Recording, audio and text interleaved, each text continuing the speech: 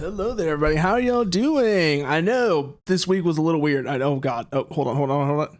There we go. Okay, I was hearing myself, and I did not want that to happen. I was not wanting that to happen.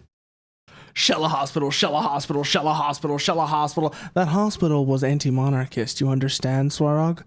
That hospital was full of rebels. If you had been paying attention, you would have understood that. After all, that's what the party said. And who are we to argue with the claims of the party? But also,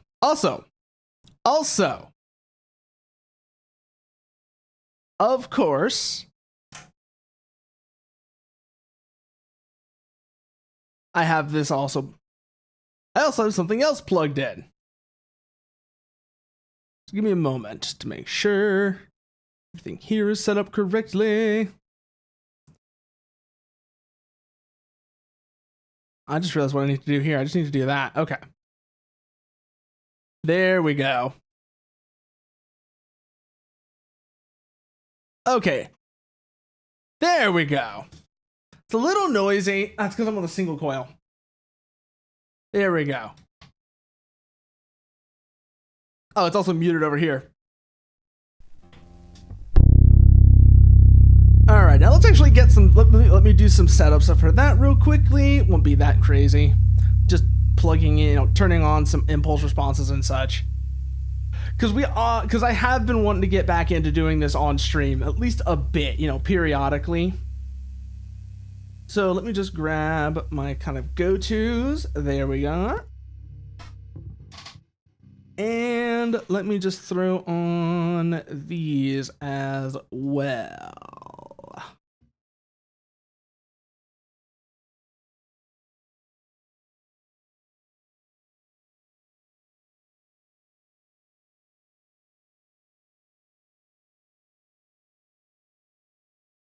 These are kind of my go-tos right now. This is kind of like my go-to combination right now.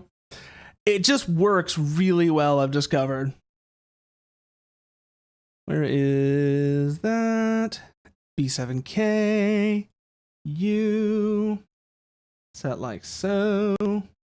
And then come down here.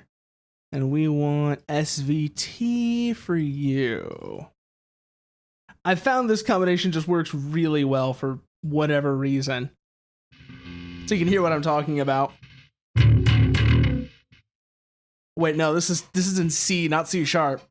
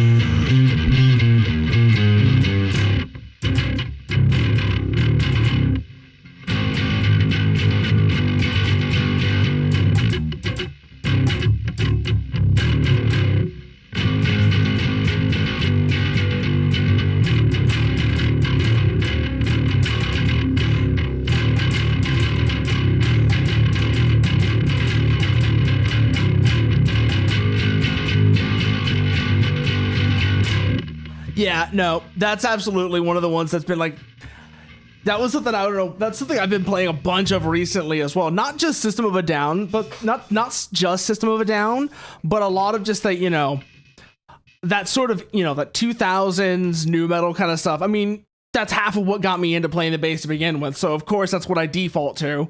Like I pick the instrument up. That's basically what I'm just gonna default to, especially when I have, you know, and of course the tunings that go with that. Right now it's in drop C. But also, I was messing around earlier, and I kind of started throwing some other stuff together. Like I was even doing, like, weirdly enough, you know, you don't do this very often on a bass, but when you do, it's actually really interesting. I was doing stuff with chords earlier today, like this, like I was like.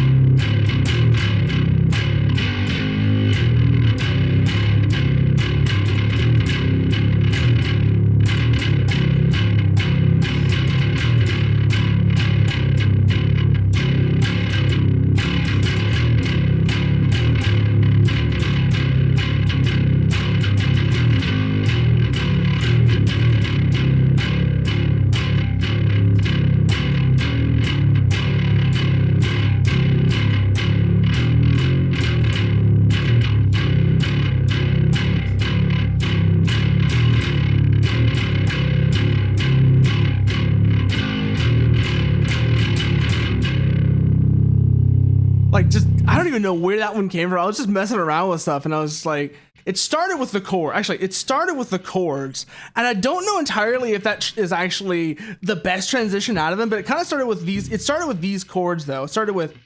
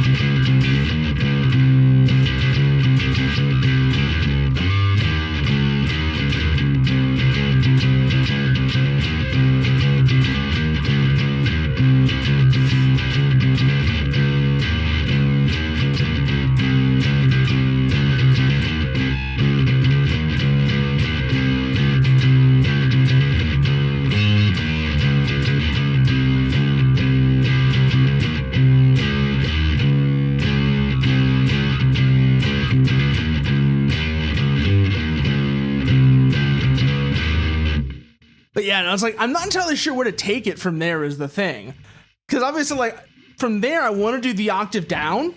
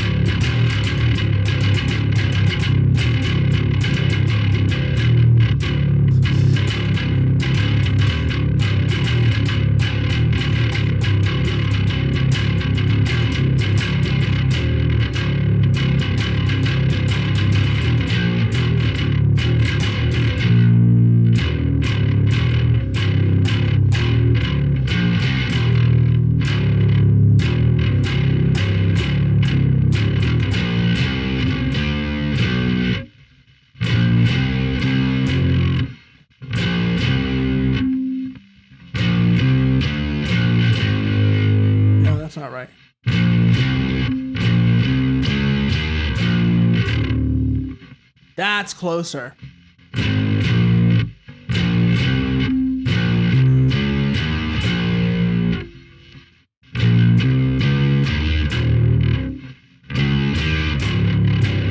That's better.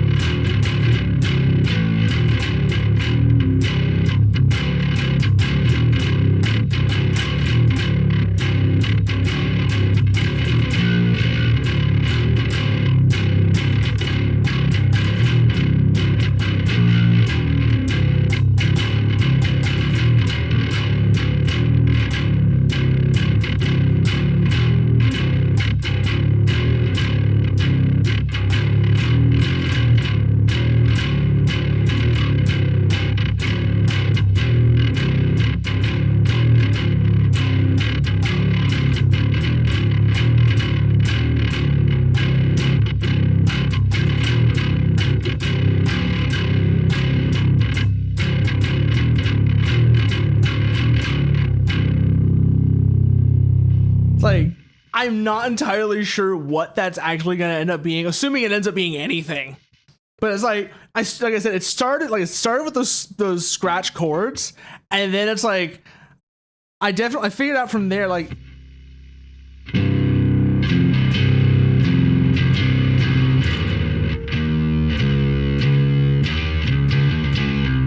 that part, right? And then the thing I still need to figure out is, how do I manage the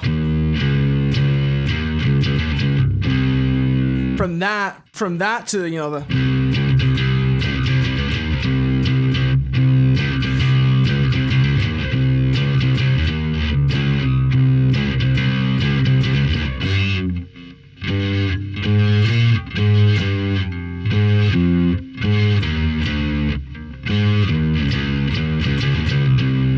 that from there, how do I get into the octave down? Actually, I think that might actually be it right there.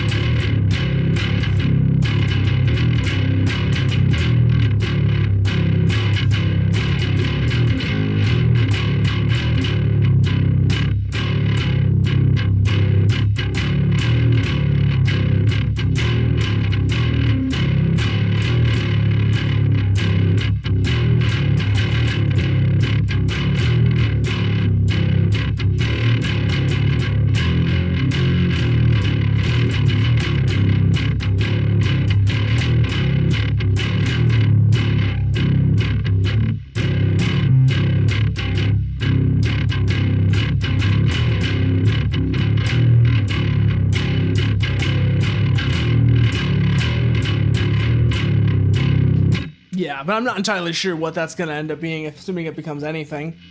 But you can't explain what you have in mind through text. But you kind of have it. I kind of started to figure out a transition that actually works like there, which is, like I said, which is...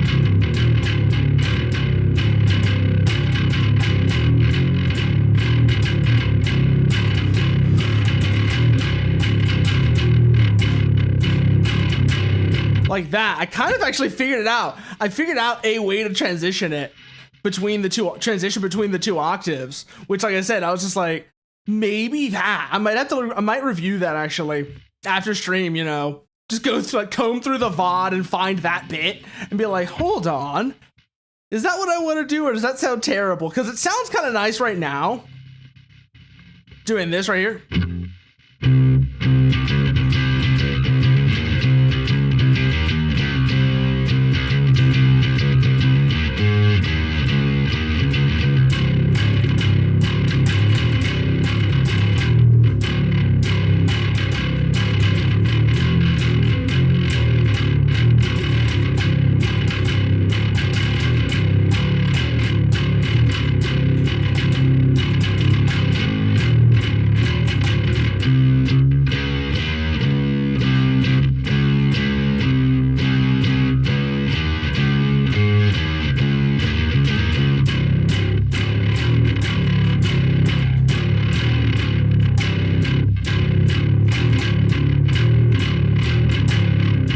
What is the movie? What movie is it you have to recommend? Is it like what? I'm going to guess that it's Pan Man. Am I saying that right? Pan Man, or is it like Pan Man, like on Pan Man, like bread? What the hell is this? What is this? Pan Man, Pan Man. Postmodern slasher film from 2011. I'm looking at it right now. I'm pulling up the IMDb page right now. I just want to see what the hell is this, because slasher movies can be fun, but slasher movies are also very easy to get wrong. Oh god. Oh god, this looks so ridiculous. This looks so ridiculous. Okay. A demon chef with the recipe for murder. As people start to disappear, a custard professor and a few of his students band together to try and stop Pan Man. In the beginning, he seems to be a vicious killer with a pan in his hand and a craving for fresh victims. But we soon find out he has a thirst for something more. Love. Lurking on the other side of town is a grizzled culinary professor who is hell-bent on forming an assassination squad to kill Pan Man once and for all. The professor and his hunters are able to infiltrate his love life and cause disastrous results. Once Pan Man's girl is gone and his heart broken, he goes on a one Pan Man killing spree, exacting revenge on the professor and his students. Okay. Okay. This sounds like it's going to be god awful, but in a funny way. I'm looking at this description and I'm looking at the poster. This is going to be bad.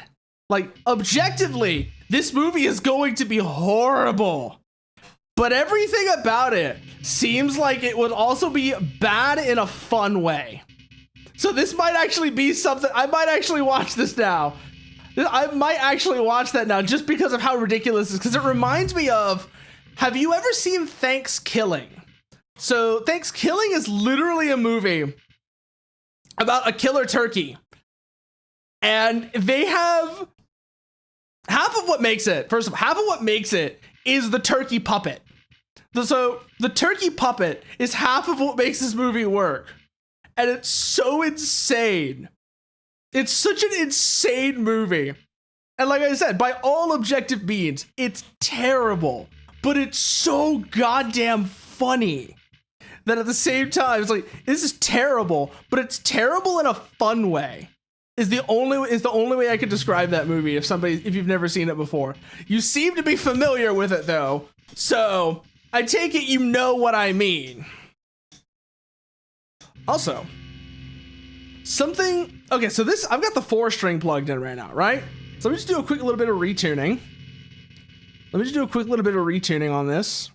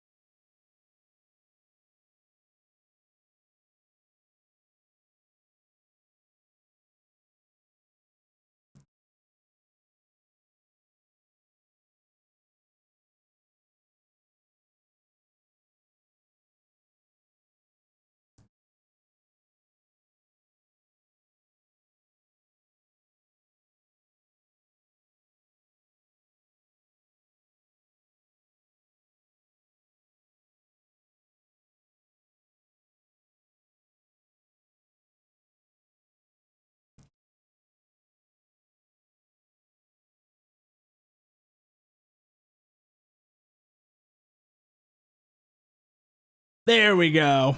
There we go. Okay. Now unmute that.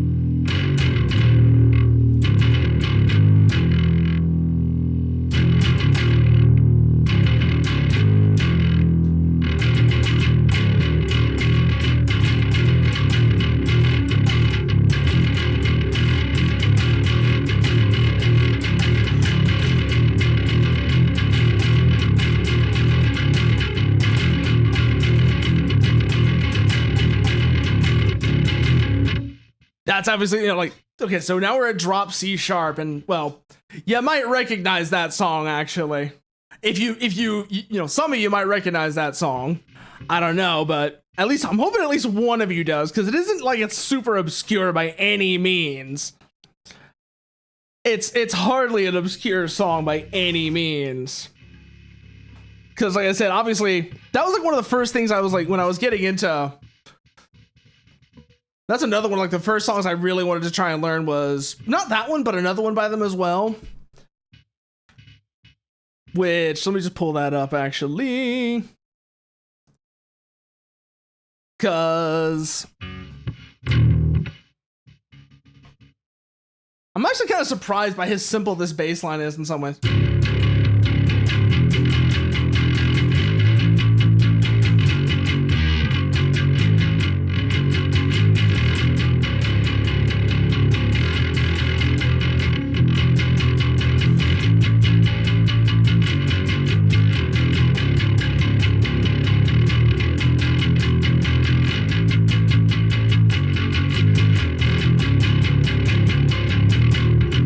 I'm very familiar with pretty much the entire Asylum catalog, Chumbusis. Believe me, I was there when it was happening. And yes, no, the amazing Bulk with its PS1 cars, with its god-awful PS1 cars that look like they were textured in Microsoft Paint, I am very familiar with those. I am very familiar with those. Actually, but also, putting Linkin Park aside, there is something else I recently started learning how to play as well in the same that I was like messing around with the students. Like, wait, this isn't drop C sharp, and it kind of surprised me.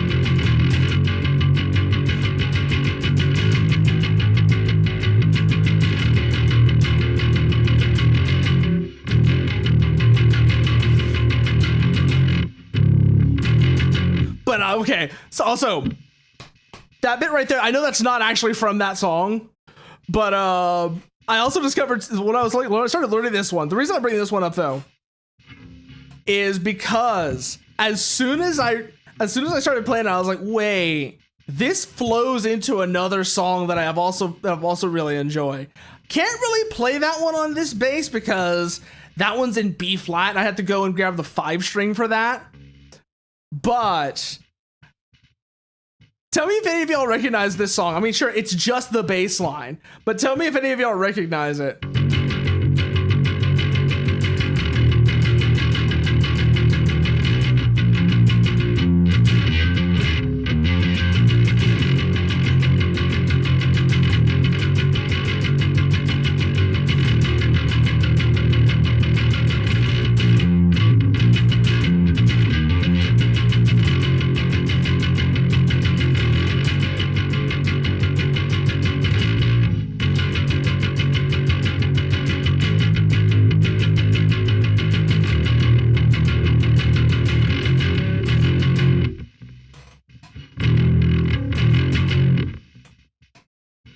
But yeah, like I said, very familiar with the Asylum and everything from them.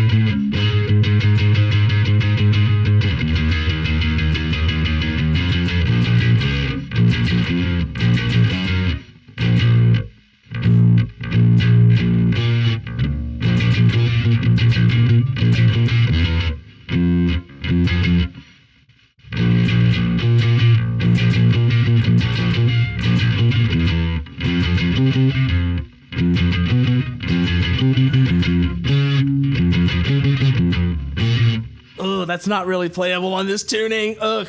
I thought maybe if I brought it up an octave it would work. But so that's the bass line from, of all things, so that's the bass line for Decode by Paramore. Which I was like, oh, okay, interesting. I was like, huh, what have I not tried playing in this tuning? Because I was wondering, like, what else is in this tuning?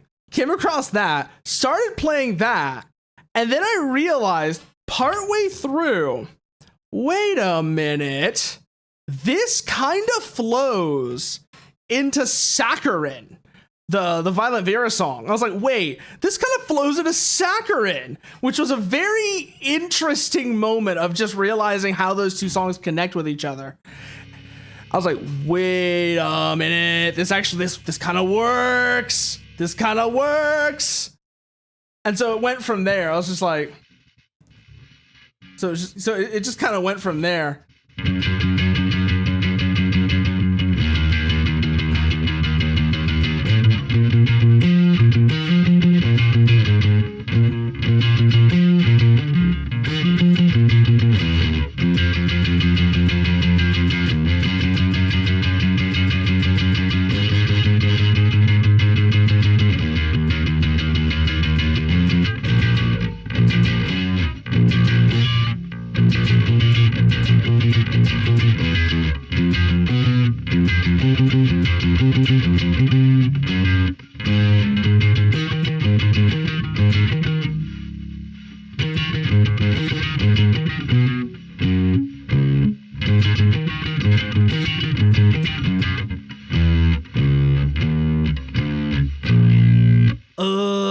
You can't really play that in this tuning though. Because like I said, let me go grab the 5 string. Let me just go grab the 5 string. Because I've got it on mine. I've got it on my mind. And so I kind of need to show it. I kind of need to do it on the one that can do it properly. I mean, yes, this one's in, that one's in B flat. So some of the fingering is going to be a little weird. But it will at least, I can actually get to the correct notes with it. Because it has the low string, which the 4 string doesn't. So that way I'll actually be able to play it correctly. So if we go grab the 5.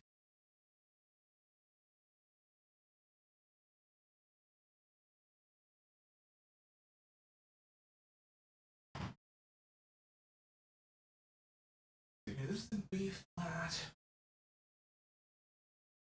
B flat, B flat, G sharp.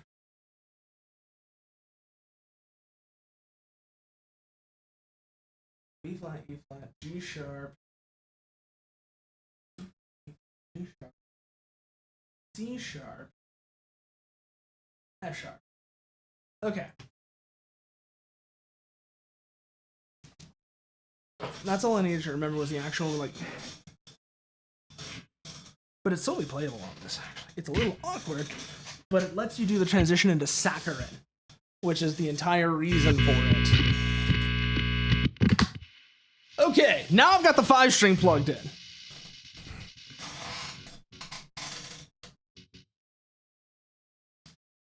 So now I've got the 5 string plugged in, and you'll be able to hear the difference of what I'm talking about. So let me just find C sharp real quickly. B flat. Yeah, B flat. C sharp. C sharp.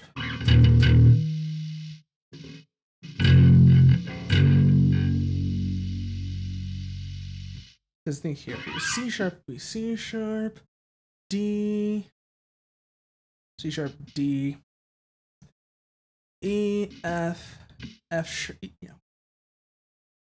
C sharp, D, E flat, E, F, F sharp.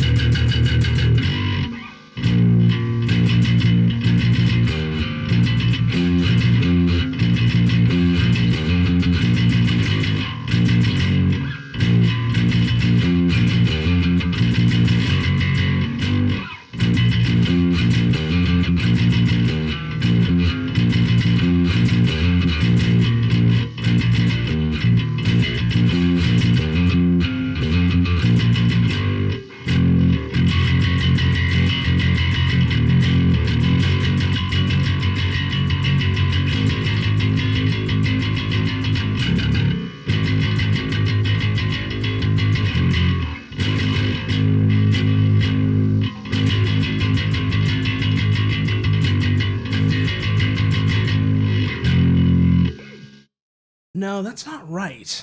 That's not. I know. I probably can't do a Buckethead solo. Chumbu says I probably cannot. But I'm trying to remember this.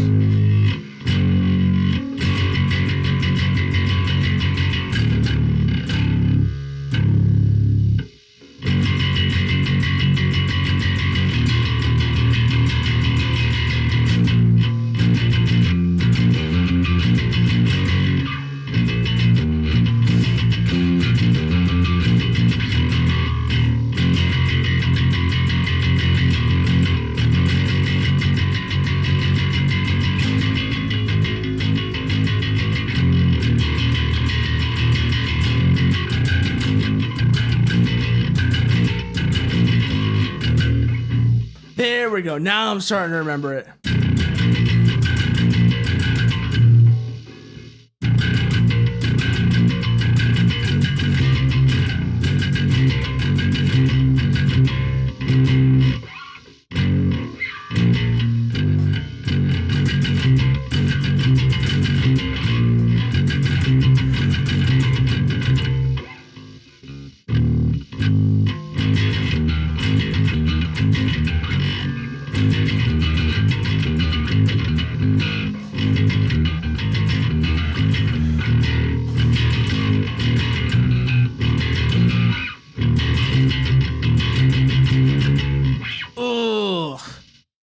That's actually kind of awkward to play, but that's like that's like the transition I noticed, especially because the other reason why I'm kind of like not playing it really well is because, like I said, I've actually been kind of messing around with both of them for the whole day.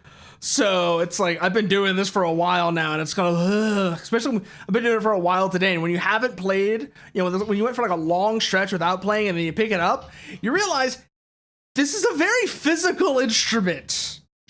It's a fairly physical instrument, and you can feel it. You can definitely feel it even when you're sitting down like I am right now. Even when you're sitting down like I am right now, you can definitely feel how physical of an instrument it can be. Whew.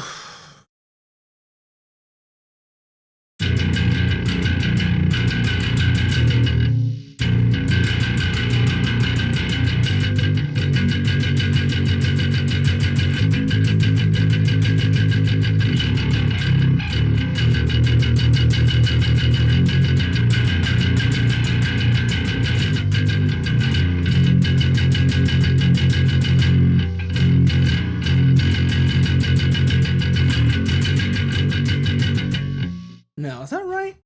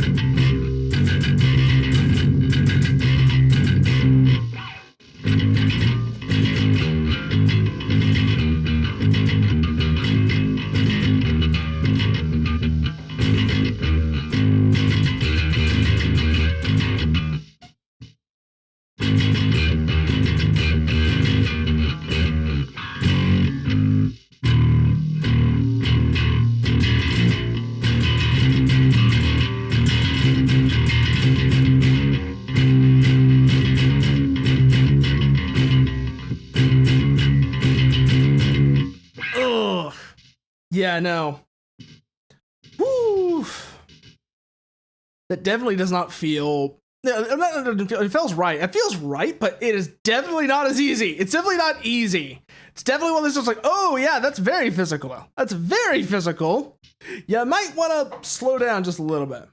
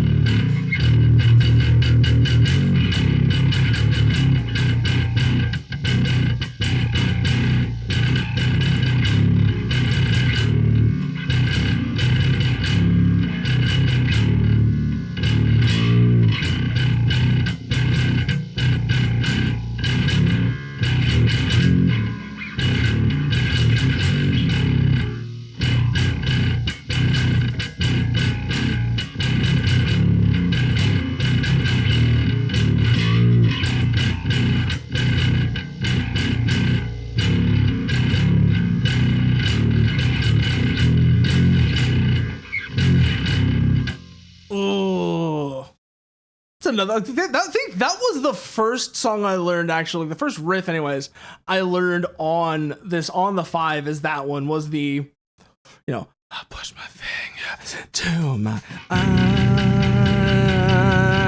It's the own.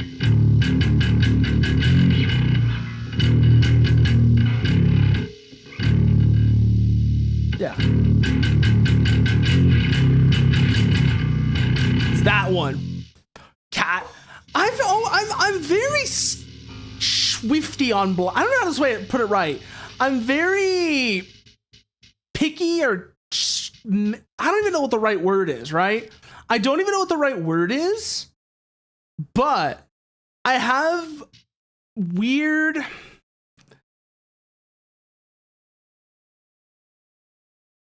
Basically, it's hard for me to get into black metal. That's the phrasing I was looking for. It is hard for me to get into black metal. For whatever reason, I tend to bounce off of it. I tend to bounce off of like death and black metal really, really badly for whatever reason. I'll have to keep that in mind and see if anything with that. Also, I just noticed it right now. I'm sorry, but thank you for that, Skull. Thank you so much for that.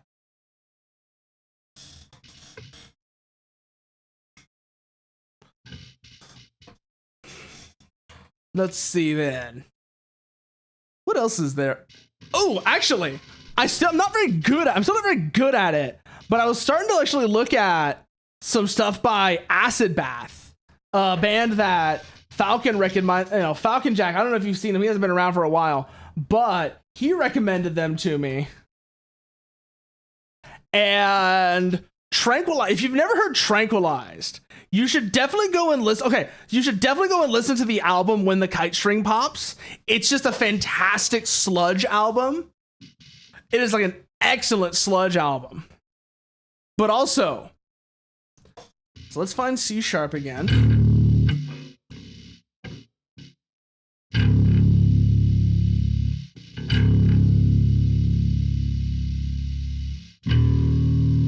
So F.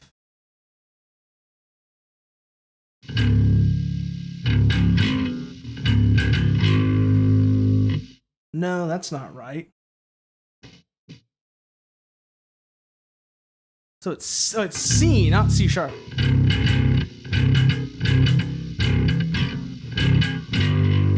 No, that's not the right note then.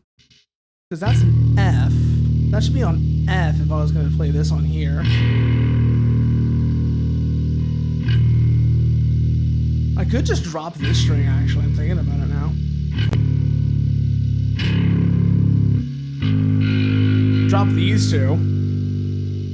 Just for a moment.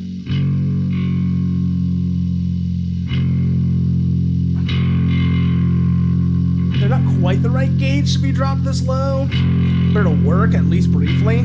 They'll be a little floppy and a little rattly, but they'll hold tuning at least.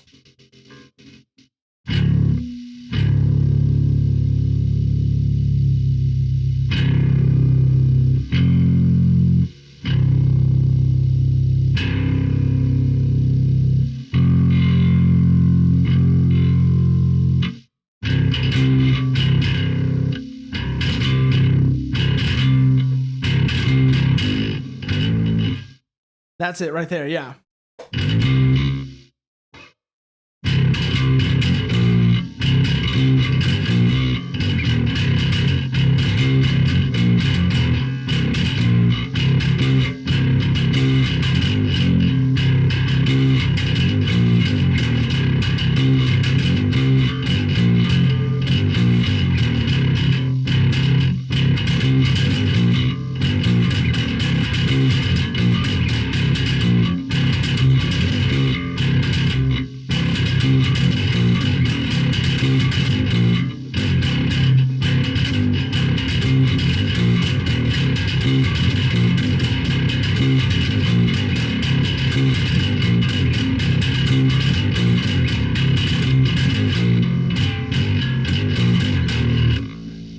Yeah, so that's like the opening riff to Tranquilize right there, which, again, you should absolutely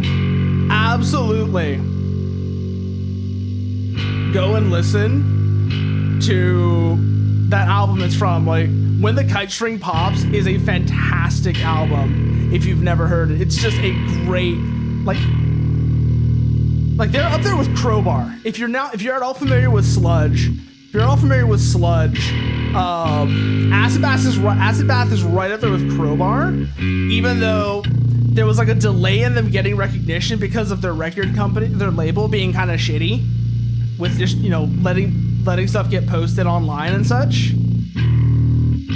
So there was kind of a delay in them getting recognition, but When the Kite String Pops is an excellent album if you ever want to get into sludge. Like, definitely right, like I said, up there with Crowbar and Mastodon for sure. Acid Bath is just a fantastic band.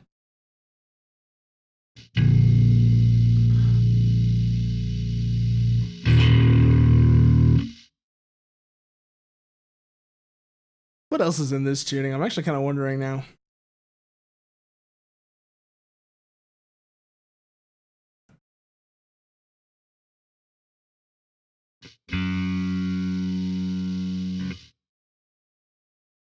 Let's go.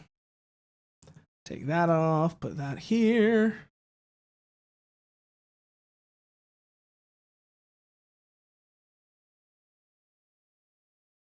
There we go. And let's see what we've got here.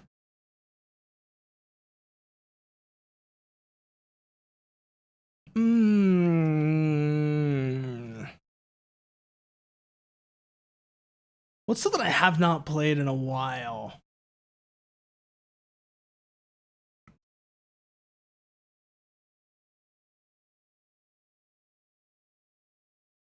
Actually, let's go. Also, let's go have a look at like drop B flat as well, because I'm betting a lot of the stuff is going to be more likely there. So let's have a look at that and see if there's anything interesting there. Oh shit, that's not a song I thought about in a while. But also, ad break is going to be starting in a minute, so if you need a chance to stretch, grab a drink, anything else of the sort, now's going to be the time to do it, and I'll see y'all when it's over.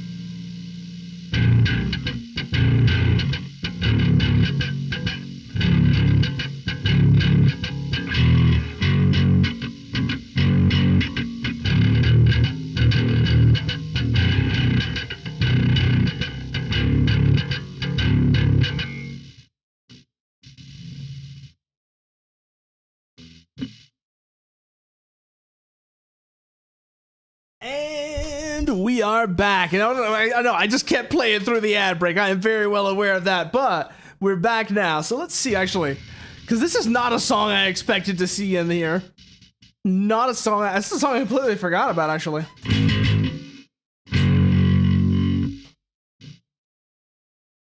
So let's actually run through that again.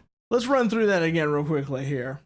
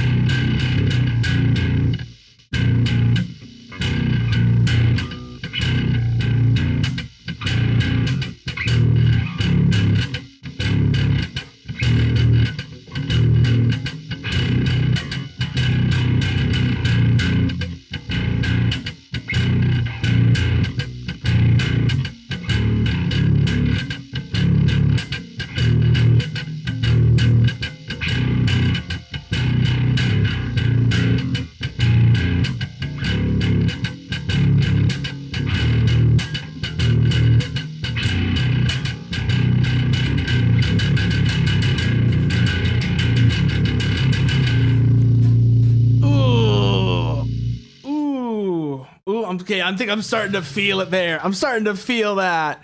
So that might be a sign of it. I was like, hey, let's switch over. So give me a moment. We'll take care of that real quick. I probably should have done it during the ad break, but I was kind of a little fixated on that last one there. I was like, ooh, this looks interesting. So let's just go ahead and do that swap now.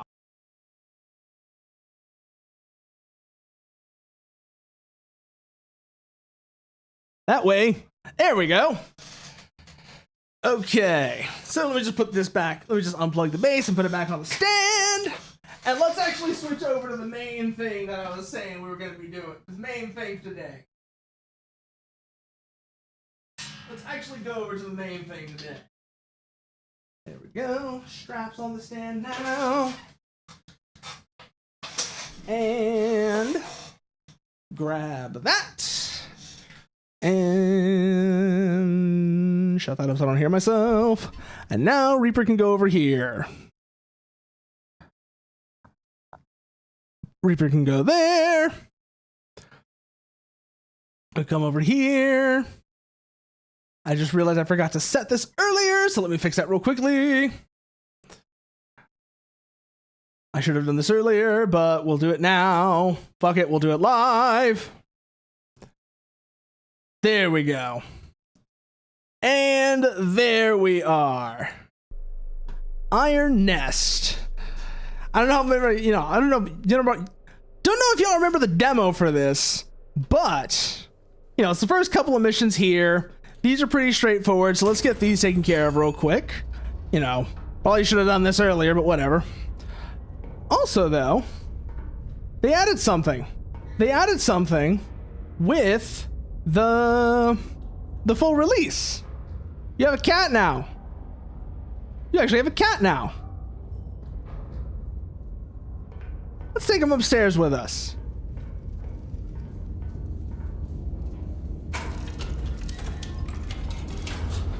Let's take the cat upstairs with us.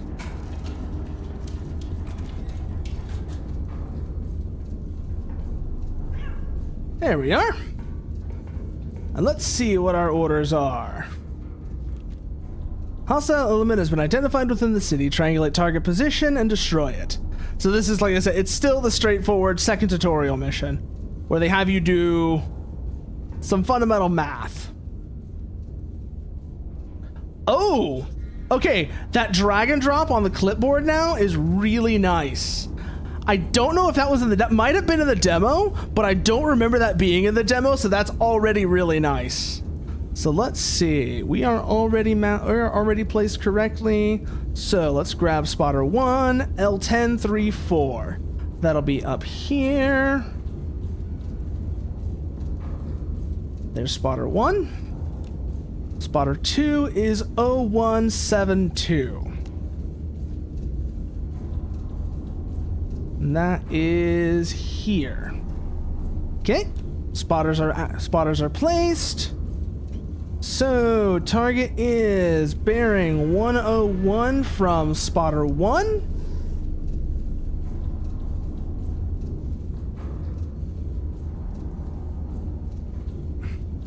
And bearing 032 from spotter 2. So bring our numbers over. There we go. Got our solution. Now we switch to the red pencil. Looks like target distance is bearing 66.1 degrees, 13.9 kilometers. Okay. Set turret to 66.1 degrees. Set azimuth 66.1 degrees.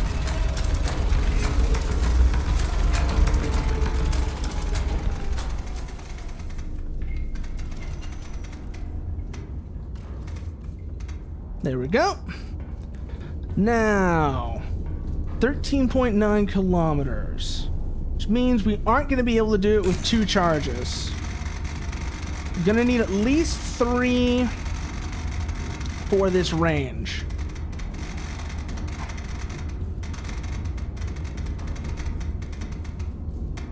All right, bearing, distance is set, charge is set, calculate elevation, 55.6. High explosive shell. While we're at it, prep the next one.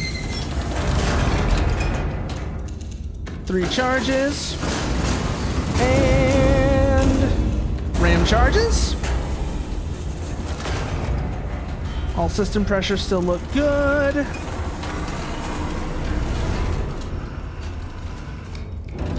.6 elevation. Azimuth is set. Waiting on loading to complete to set elevation. Okay. Elevation rough set. Waiting for that to finish. Then we'll do the fine calibration. We'll do final lay. Time. Let's put on some music, shall we?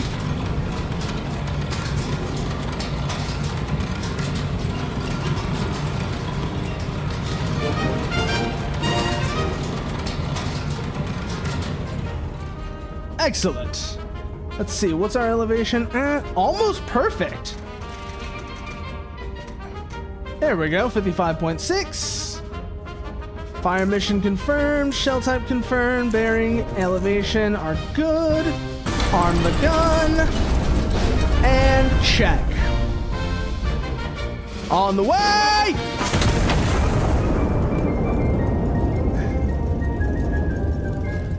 Let's see what all we've got on the map. Let's see what all pops up on the map once we have impact.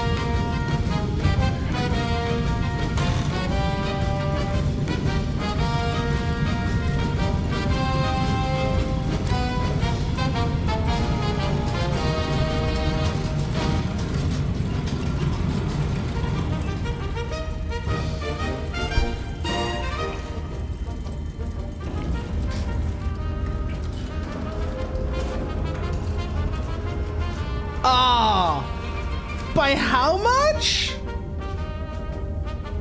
0.3 kilometers, apparently.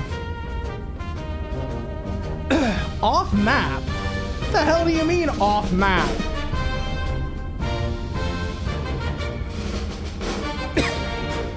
Oh, 13.09! God damn it!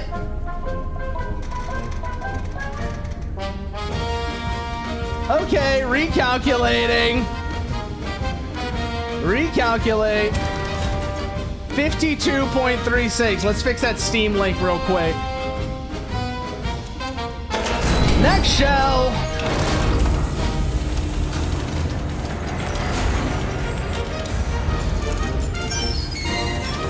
All right, let's do that again.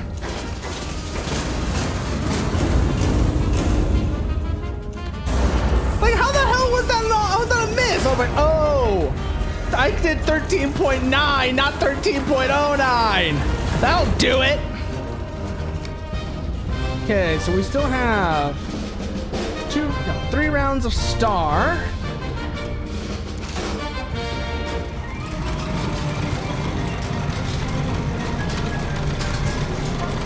Bring that down just a little bit. And then we'll do final lay again. And hopefully this time we'll have it more on target. We'll be on target.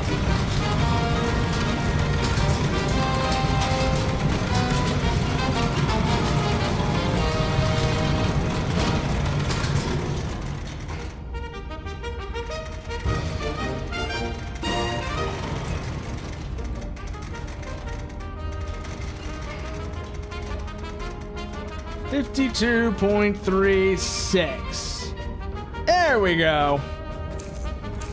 All checks complete. Arm the gun. On the way! Let's see what our results look like this time. This time we should be good. If not, well, then I don't know what the hell's going on with it. But we definitely have the azimuth right, and we didn't miss by that much. So let's see what our results are like now. Ba ba da ba ba ba ba ba ba ba ba. Much better. Okay. Second target set identified. Let's get those ranged now. We are short 1 round of HE, but we should be able to do it with just 1. Let's pull up our splash calculator.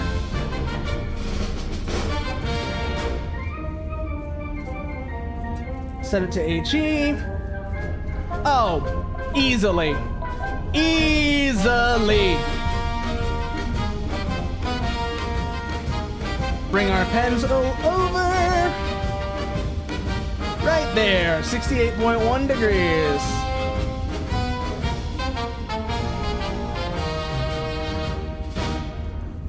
$13.01, so these guys are a little bit closer.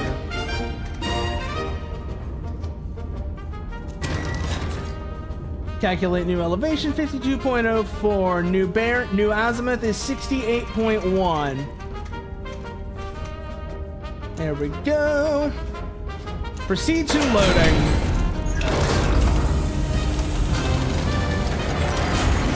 HE. Shell is in. Charge is coming down. Ram those. So also, apparently, people have already made a multiplayer mod for this, by the way. People have already made a multiplayer mod for this. I need to talk to some people and see if they'd be interested in running as a gun crew. I know because I saw there's quite a few people who are interested in getting this. So I can already see things getting very funny with that. Things get very funny with running this as a gun crew. You have like 3 people. You know, like 3 people here. You got 1 on the plotting table. You have somebody managing the loading. It could get very silly. I can already tell from here. So, elevation 52.04. Elevation set. Azimuth set. Fire mission confirmed. Shell type confirm. Bearing 68.1, elevation 52.04. Gun is armed. On the way!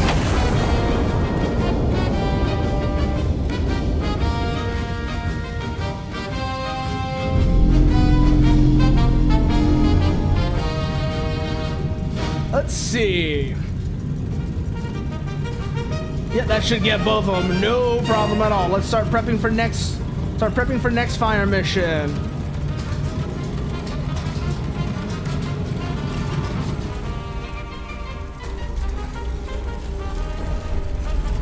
Approximate location is going to be Royal City, so set bearing accordingly.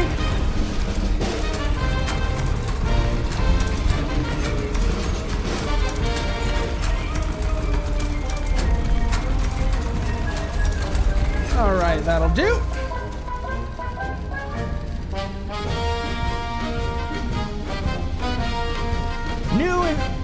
New inbound.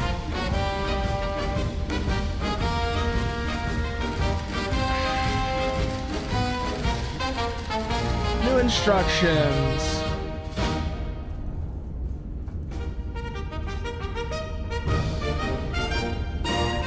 Spotter 1, position has not changed. Haster! Oh no, Haster, what are you doing up there? Okay, bearing 236, distance 4.51 kilometers.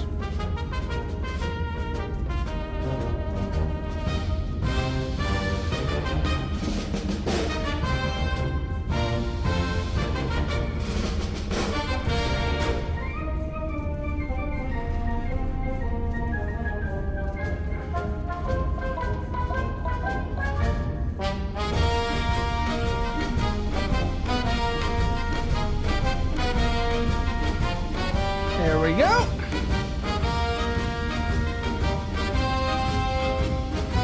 Except that's not the actual one I want, but that does mean I have it correct. So it's not worthless. Just I should have done that in the yellow pencil is all.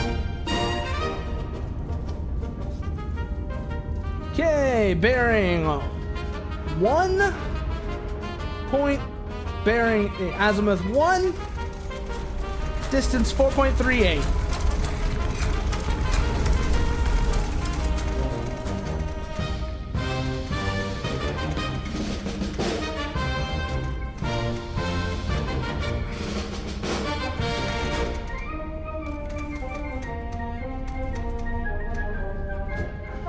Distance 4.38. So we can do this with 1 charge.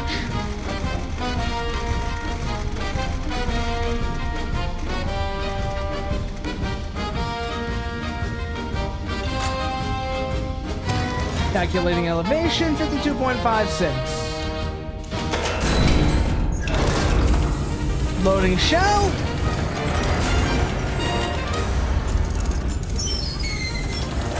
Loading charges.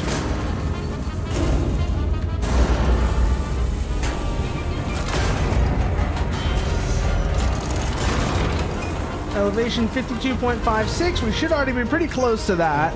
So just waiting for the gun to finish loading, and we'll set final lay.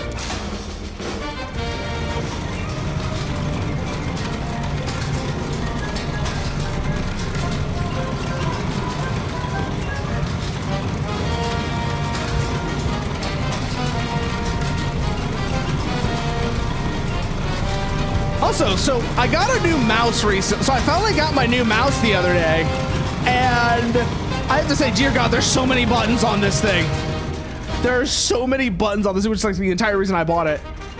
But I'm gonna have to figure out all of my bindings, how I want to have my bindings set up all over again now, just because of that. Because like some of it was set up specifically with the fact that the side clicks on the other mouse were on the mouse wheel. So now I have, because now I have 1, 2, 3, 4, 5, 6, 7, 8, 9, 10, 11, 12. I have 13 buttons to fuck around with now.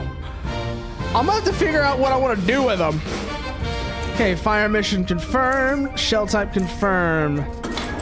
Arm the gun. Elevation is good. On the way. See, I'm gonna have to figure out what I'm gonna do with all of these. Faster! Get out of here!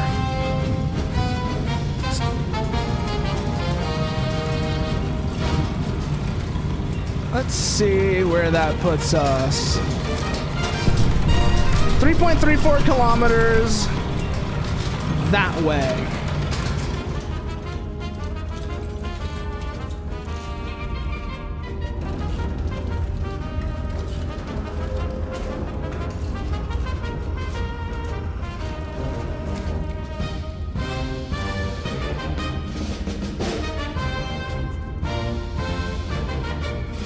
So let's set our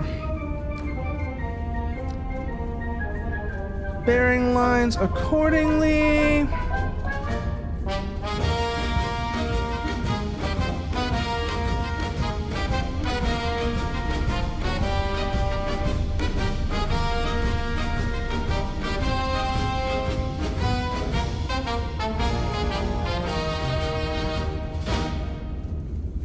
Okay, bearing line error is set, so azimuth will be somewhere around here.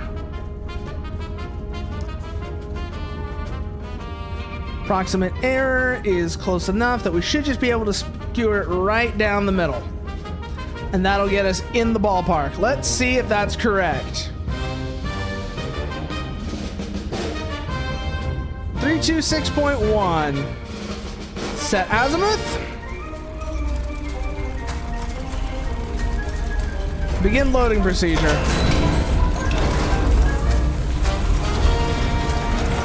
Oh, we overshot.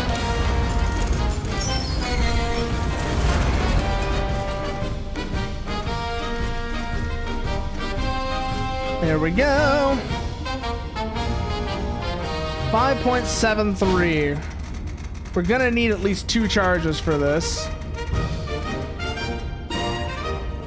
So, clear out this. Calculate 34.38.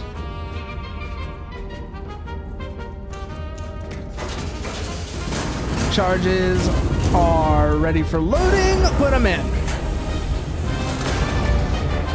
Here's a steam leak. That's nothing. Okay.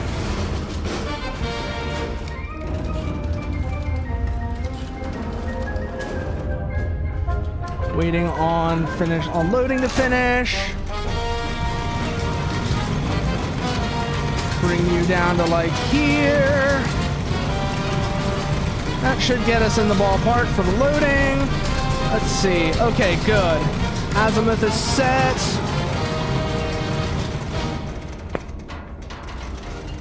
Making final lay. There we are.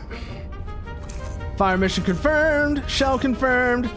Bearing is good. Elevation is good. Armed the gun. On the way. What do we have for results now?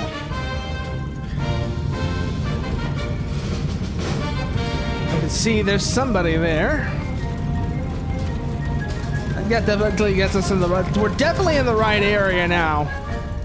With, I'm guessing that's supposed to be like the general and the king. Yep, alright, we are on target. Fire burst confirmed satisfactory. Fire mission complete. Stand down until further orders.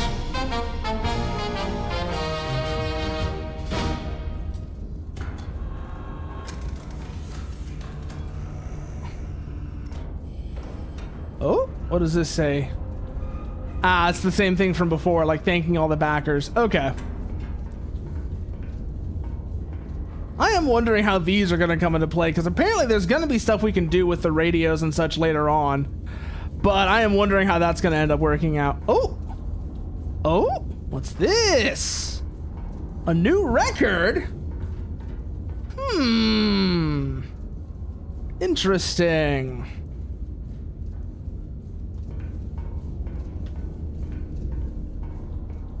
I wonder who put that down in here.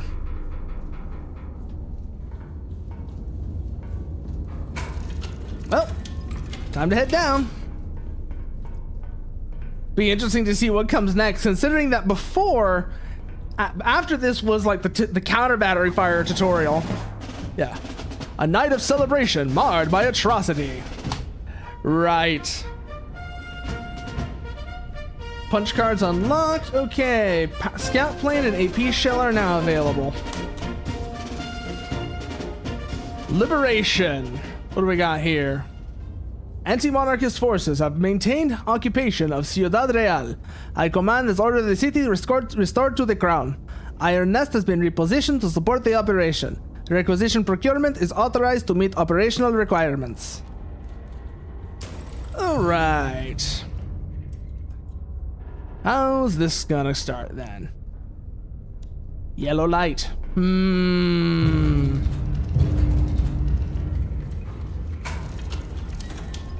moving. The machine, it moves.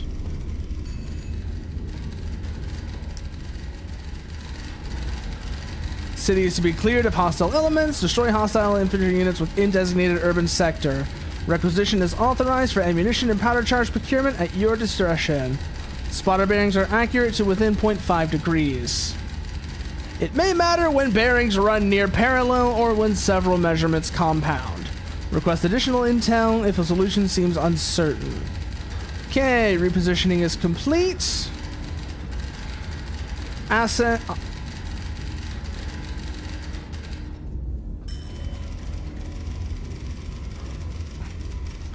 Spotters are... Hey! That's another record!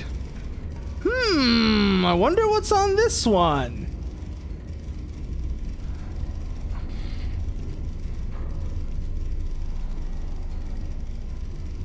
Let's find out. What could be on this record, I wonder?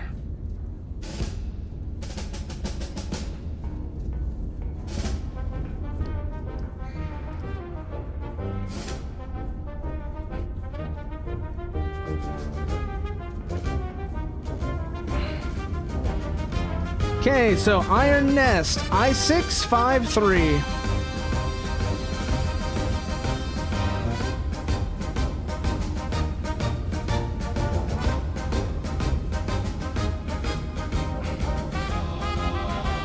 Spotter 1, I-943.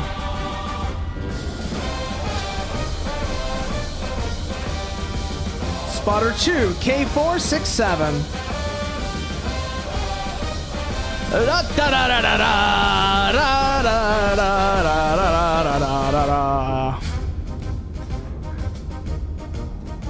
Spotter 3, E137.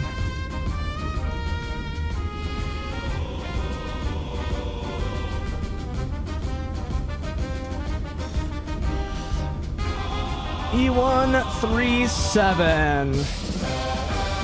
There's E1. 37. Okay.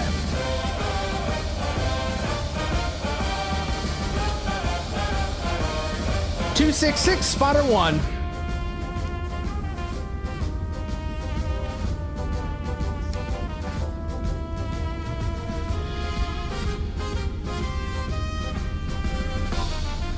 (294) from Spotter 2.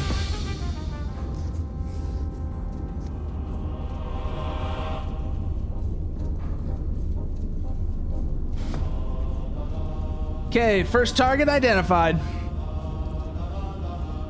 Target 2, bearing 282, spotter through. Spotter 2.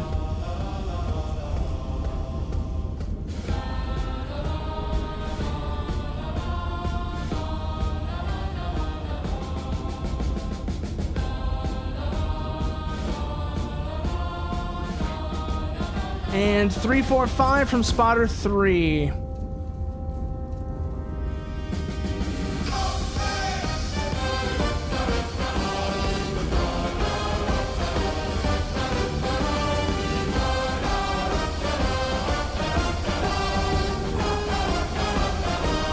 Target 1. Target 2.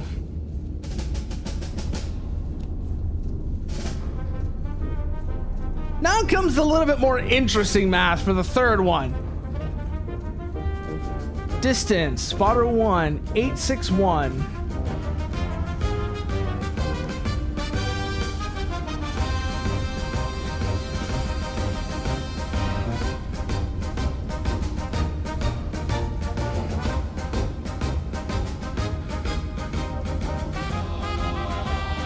And 574 from Spotter 3.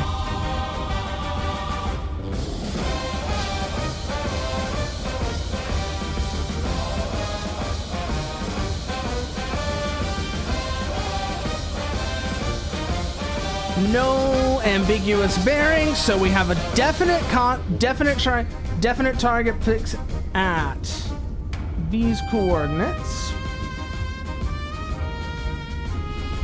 So now let's start doing our firing solutions.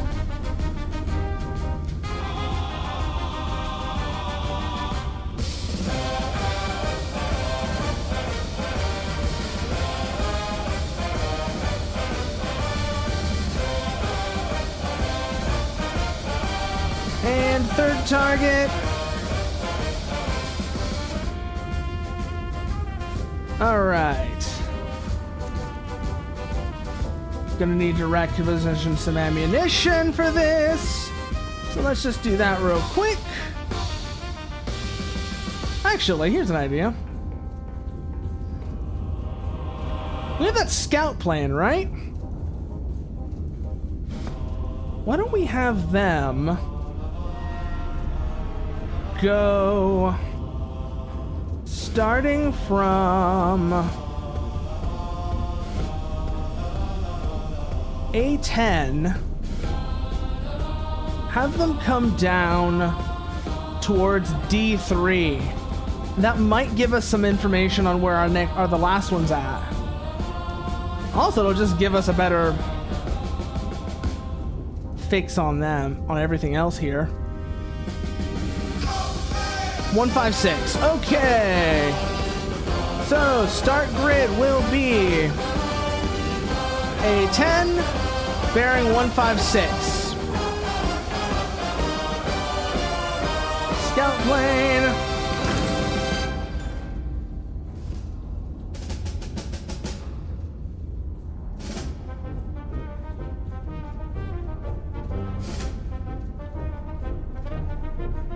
Will that work from A9?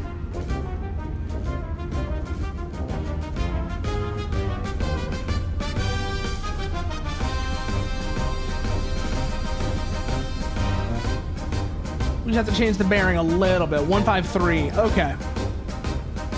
Bearing.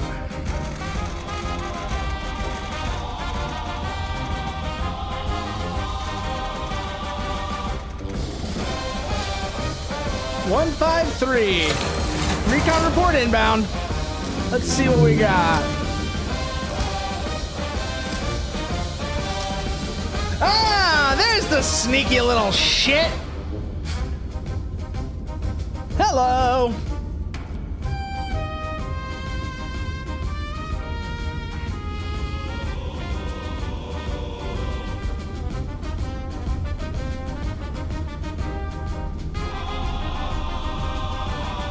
That's our last. Oh. Oh, you're trying some shit. Let's see what we've got in terms of ordnance available. HEAP star. Have a look at those positions again real quickly.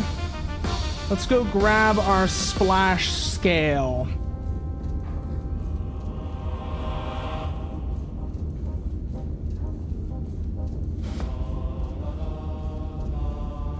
That one's safe. That one's safe. That one's safe. This one's unknown. This is the only kind of sketchy one. We may want to use something like an AP shell on them just to avoid any unnecessary mess. Yeah, an AP shell will handle that just fine.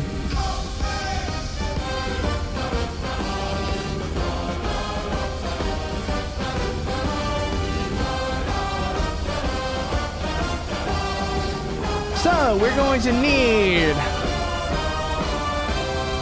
1, 2, 3 HE shells and an AP shell at least. Okay.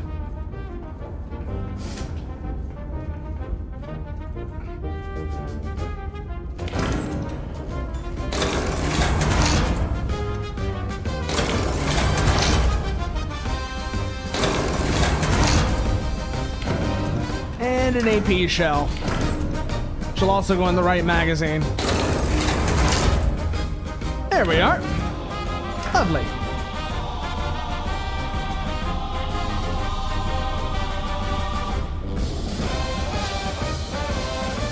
So, first two targets. Targets 1 and 2 can be serviced by HE.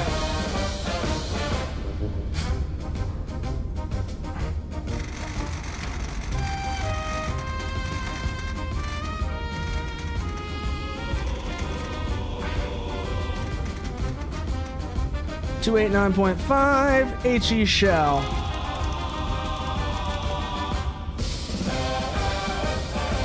Distance to target 7.61 kilometers. Let's see what the computer gets. Let's see what we have. Let's see what our solution is going to look like.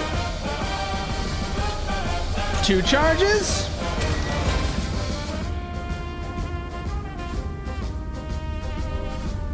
Oh, we got a steam leak. Let's take care of that real quick. Looks like, okay, azimuth 289.5. Let's go ahead and set that. Commence the loading procedure.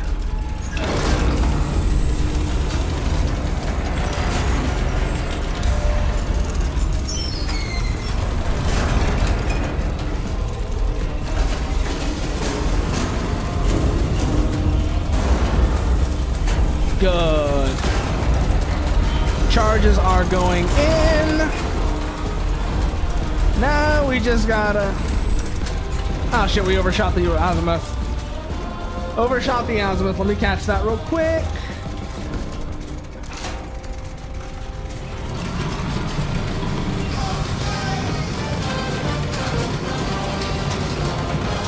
There we are. 45.66 degrees. While we're waiting on that, we'll also prep the next one.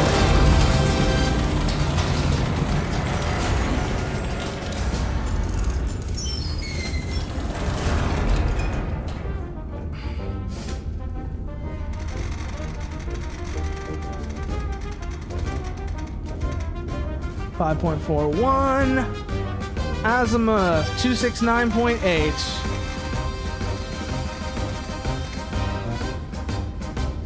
Calculate. 32.46.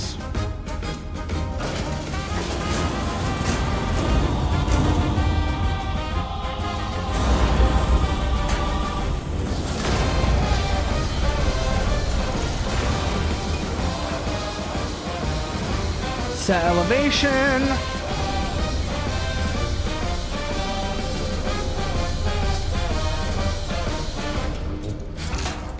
Good, that's set. Then you need to be 32.46. Azimuth is good on first shot.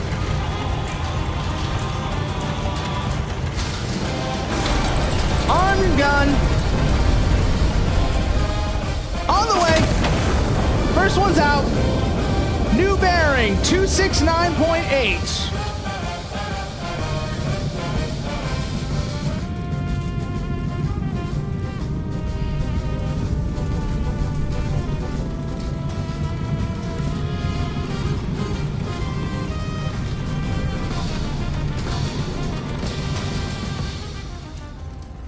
Good.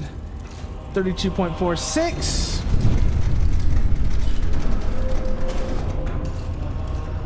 Elevation is set. All other factors good. Second round on the way.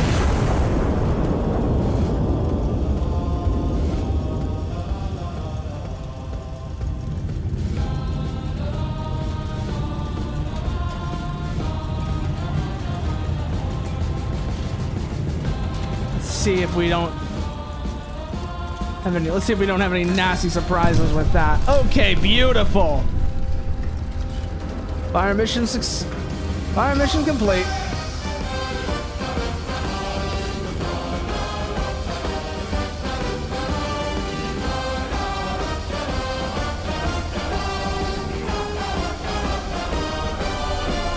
go ahead and put these where they belong. Let's see what we got here. Ammunition cache across the river, priority target. Okay. Recon flight grid, P4. Have that coming directly towards us. So, identify P4.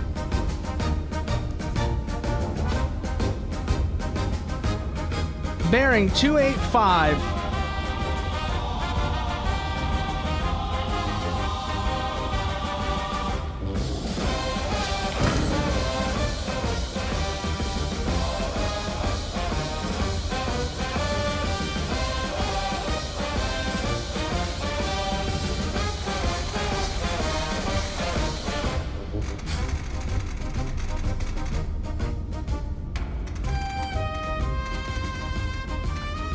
There we go. Recon inbound. Okay. New target fix confirmed.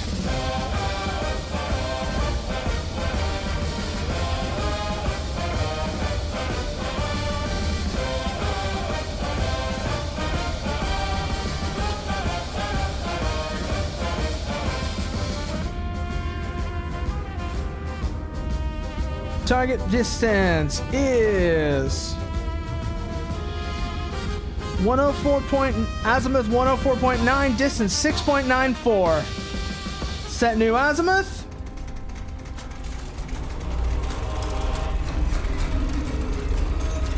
Calculate elevation.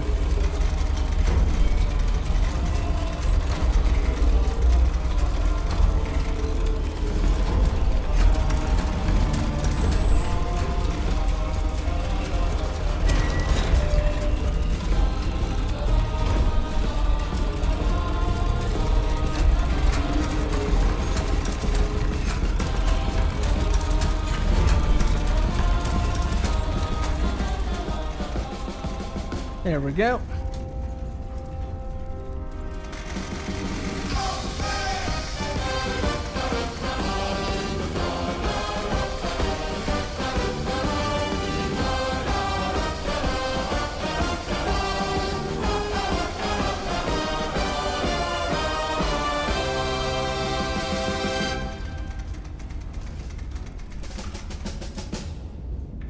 Azimuth is set. Distance 6.94. Shell type.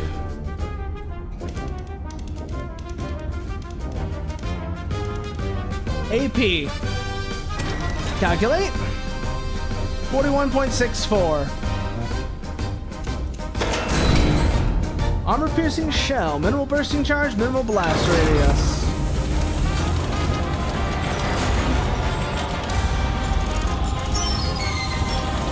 Come on, baby. Get in there.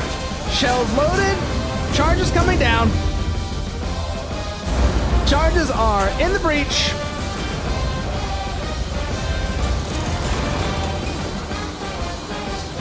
Breach is closing. Let's also prep the next one while we're at it.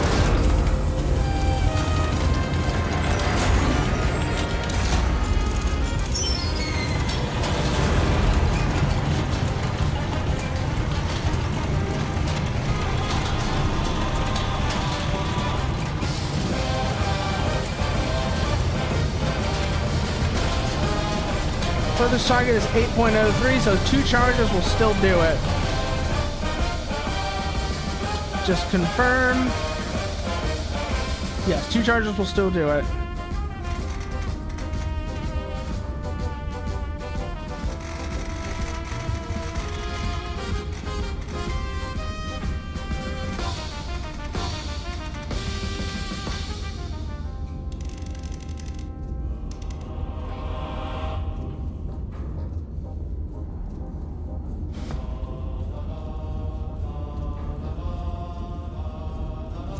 That should all still be good. Yes. 2 charges. Right gun armed. Check our elevation and azimuth, 104.9, 41.64. No, elevation is off.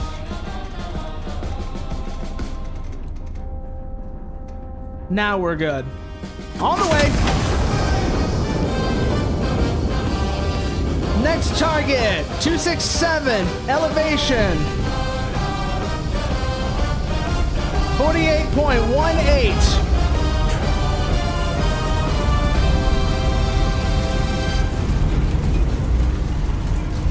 Waiting on breach to close, otherwise we are good to go.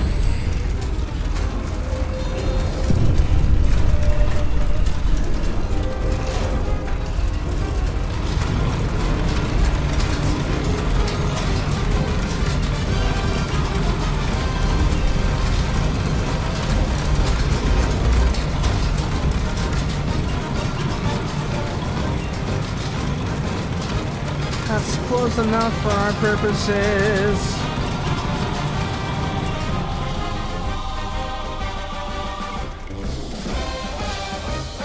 $267.7. Game? What the hell? What are you doing?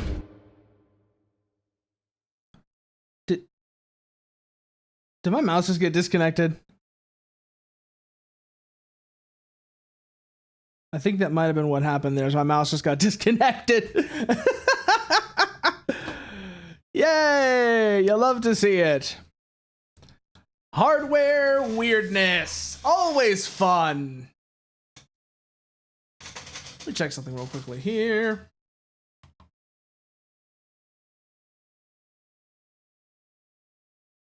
Why did it lose connection, though? That's the part that's weird.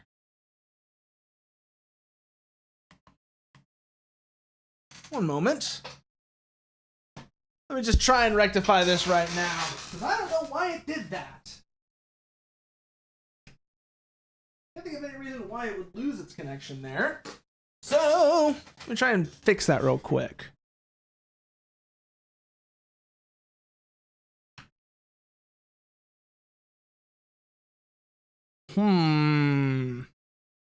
Strange. Strange things. We're showing the ports in the back. That doesn't work. I don't know what's going on with this.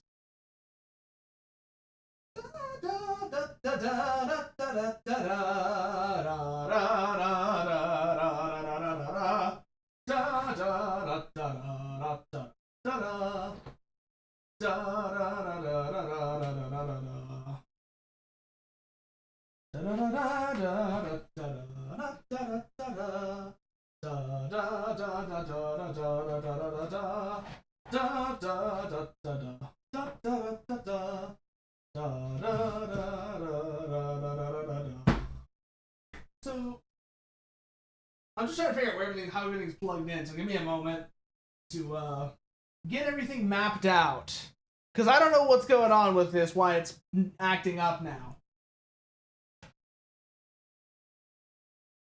All the times I could have chosen.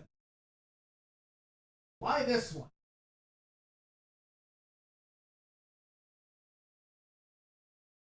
You know what I mean? Why now, all times, do you decide to... Okay. That one can be unplugged. Wait, no it can't. That's the wrong one!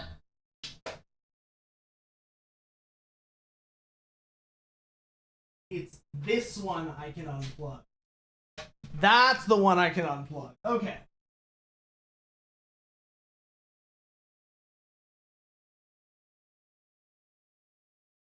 Let's see if that works now. Nope. No, that does not. Huh. Strange. Strange. I don't know why it decided to disconnect all of a sudden. If all else fails, I can always just plug it in directly. That'll do it. That'll teach it to misbehave on me like this. I'll teach you to act up. Okay, fine. You don't want to behave? You have lost wireless privileges.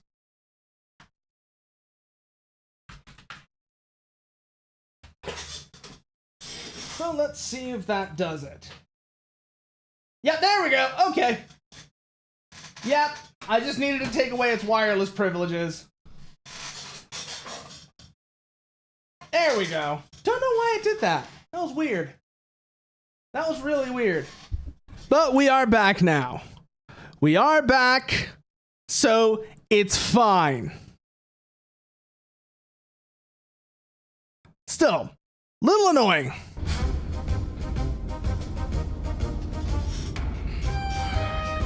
So let's see.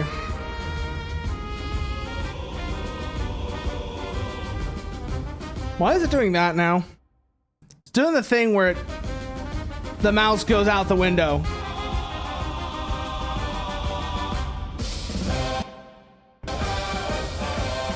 There we go. Okay, that fixed it. That fixed it. And I see we just had 2 bots come in as well. Goodbye, motherfuckers. Bot has taken an HE shell to the bot took an HE shell to the face. Good. Target successfully destroyed. Are we set for correct azimuth? Yes. Setting elevation now. We need to be 48.18 for this target.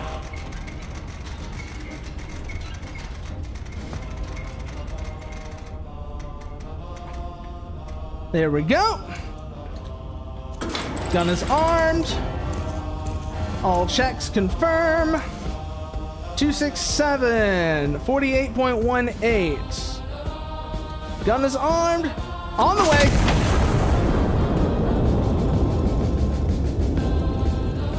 Alright, Haster. We're gonna need another AP round. So let me just grab that real quick.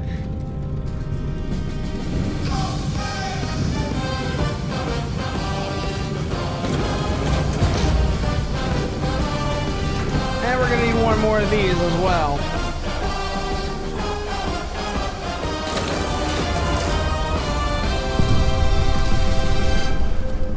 Beautiful.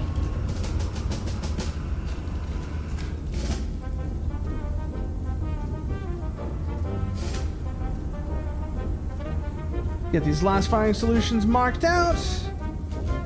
See what we got here.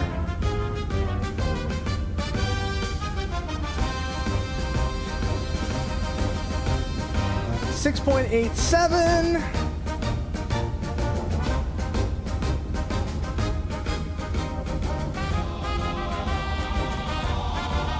$4.86. 289.1.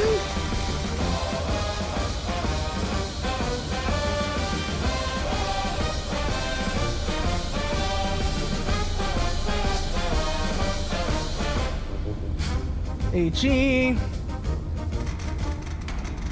Range 6.87.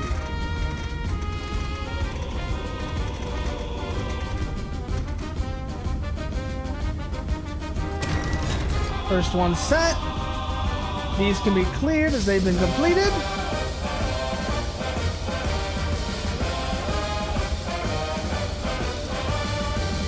Second target, 261.7. AP shell. Range 4.86.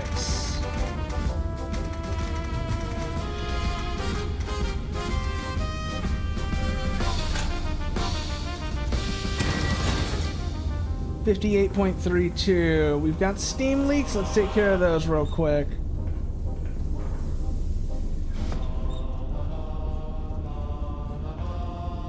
Those are good. I'm actually curious, what are these? I see these markers. I see these here. These instruments. I've never actually figured out what these do. Might want to have a look at these when I actually get fired around. See if they actually do anything. 261.7. 4.86. Okay, we're good.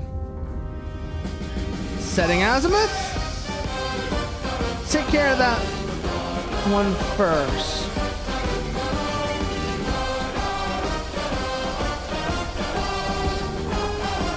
261.7.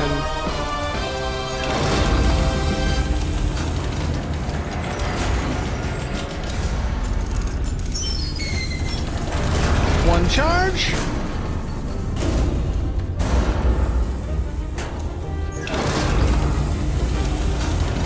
Two charges for this one.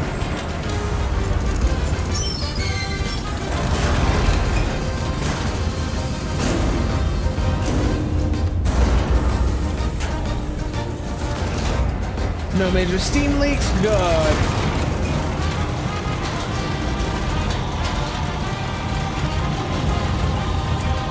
Right gun is set correctly. Good. Left gun.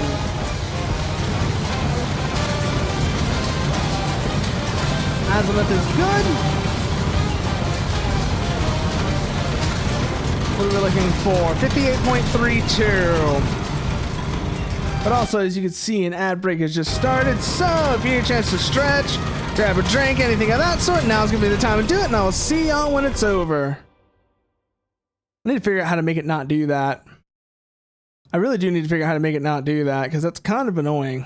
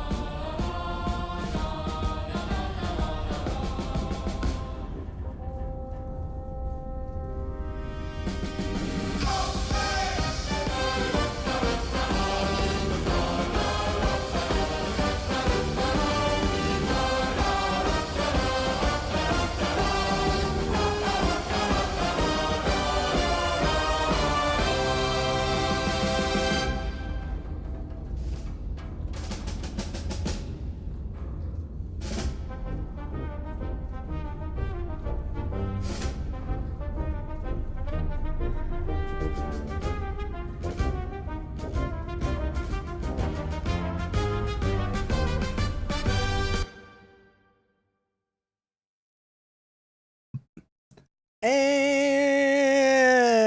we're back. Seriously, though. There's probably an option for it. I just don't know what it is. But let's see here. Do we actually get the elevation correct now? No. 41.22. Still up by just a bit. There we go. Now we're on. Let's get this one set while we're at it. That way we don't have to worry about azimuth. Azimuth is set, elevation set for both. Right gun armed. Fire mission is good. Elevation is good. All other factors confirmed. On the way. Next round, azimuth. 261.7. I just fired the wrong gun.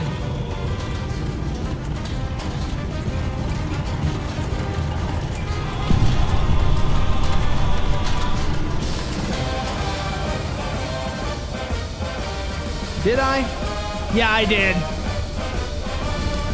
I did just fire the wrong gun.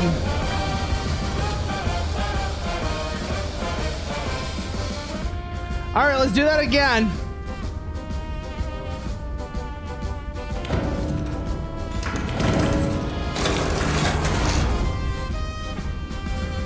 I didn't fire the wrong gun, but I set the elevation wrong.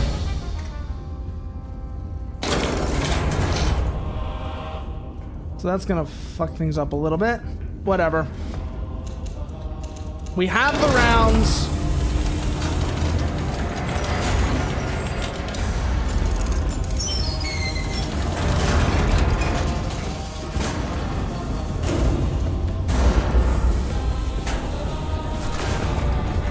This one needs to come down.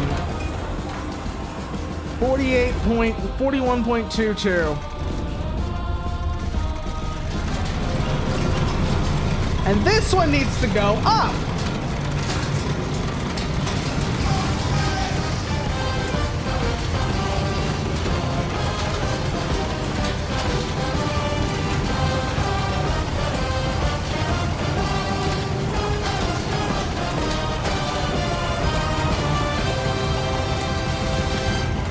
Let's see what it looks like this time.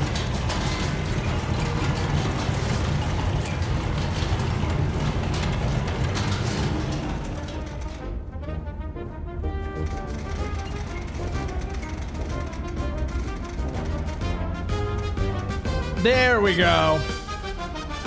Now we actually have it correct. On the way.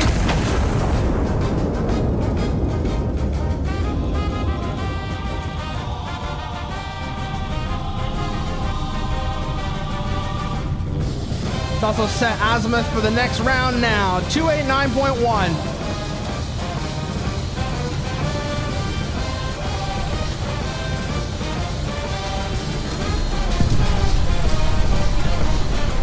Damn it. I was hoping to avoid that.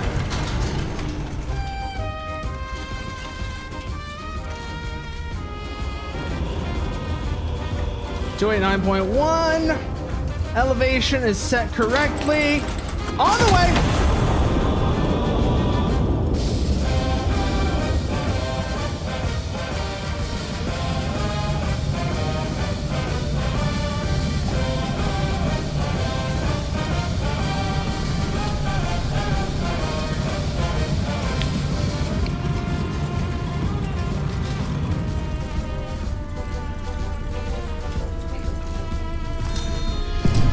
There we are.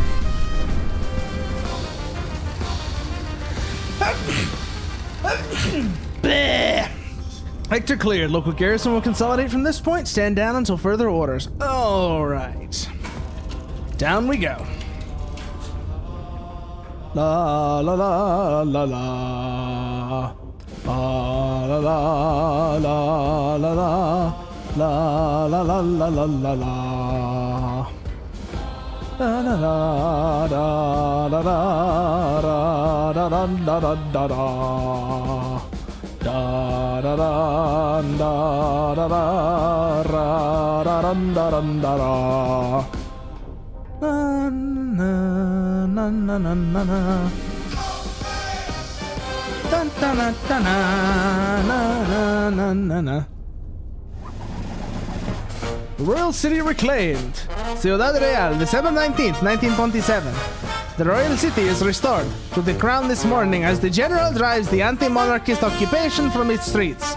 The city, His Majesty the King was pleased to learn, is almost majority intact.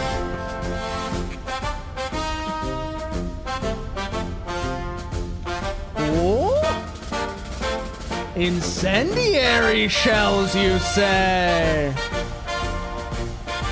Incendiary. We get to light things on fire now? Counter battery. Enemy forces have deployed artillery across the river. Alright, this is where things get interesting. We've done this before. We could do it again, though.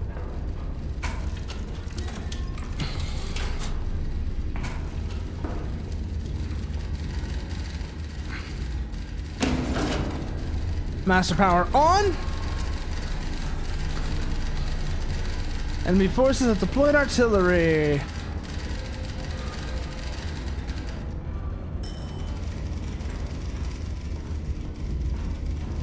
Alright, start setting ourselves up. I-653.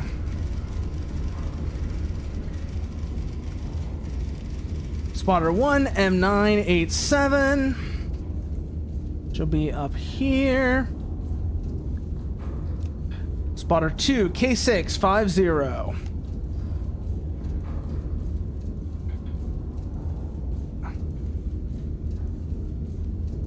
Spotter 3, Lima 183.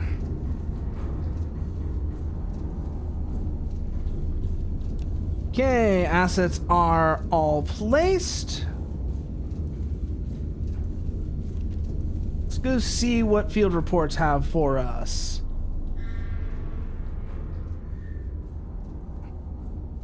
Enemy batteries are located there. So first, let's move this out of the way.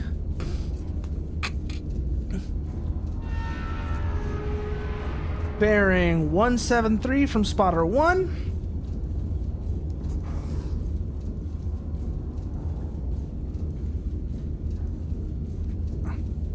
.145 from Spotter 2.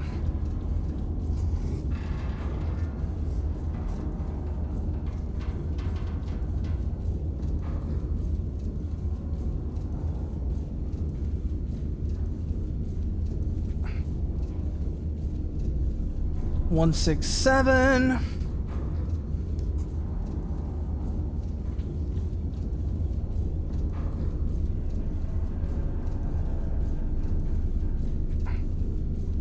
And 050.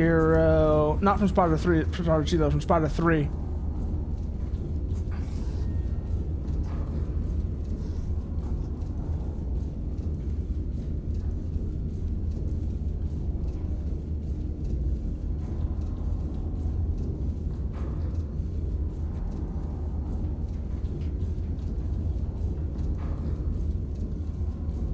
So, target 1 should be here.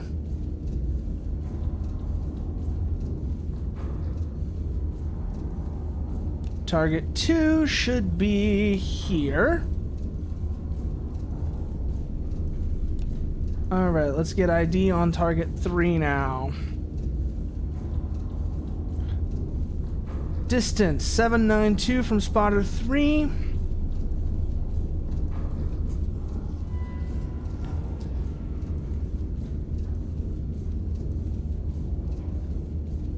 Okay, distance from Spotter 3 set.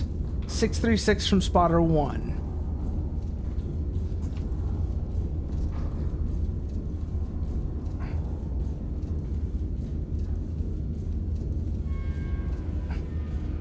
We have an ambiguous bearing, but artillery should all be on the other side of the river, so we should be able to ignore this one.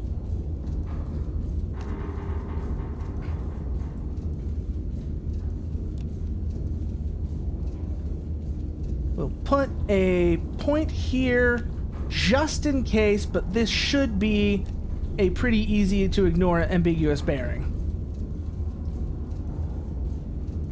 Okay.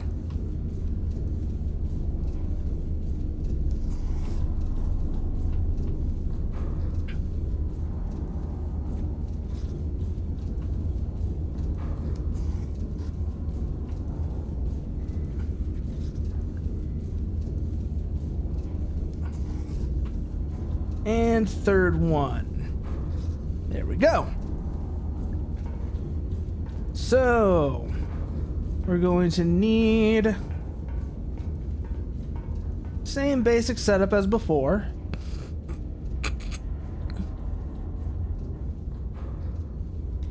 Primarily high explosive for this.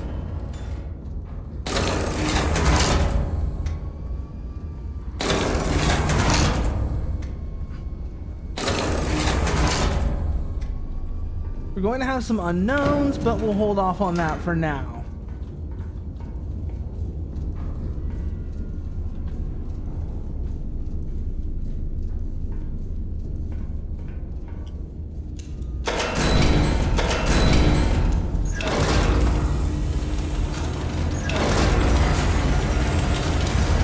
What is that here? While advancing, I fell into one of your footprints outside Ciudad Real and twisted my ankle.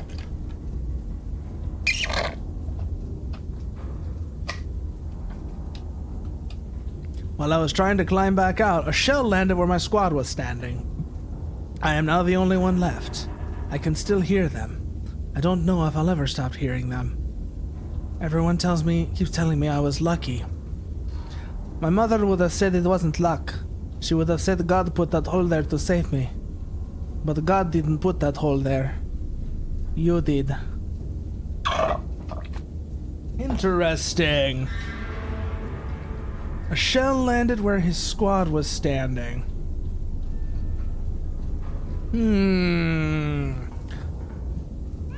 Ambiguous on where the shell came from, though. Oh, we got a steam leak somewhere. Ah, there it is. Let's just fix that real quick. There we go. So, HE shells. Loaded in both guns. First target range is 7.32.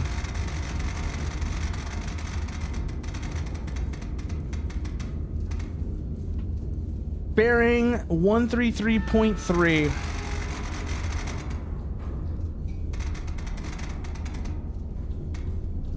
Target artillery.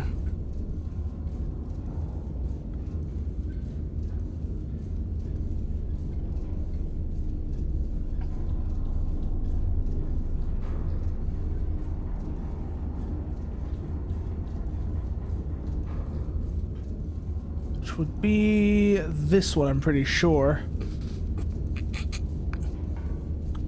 Check the symbology, but I think that's somewhere around here. That should be correct for symbology. Yep, okay, that is correct for symbology. 133.3, distance 7.32. 2 propellant charges. Second target. Bearing 117.3.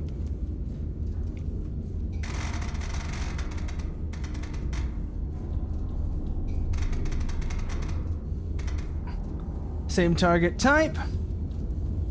Range 6.47.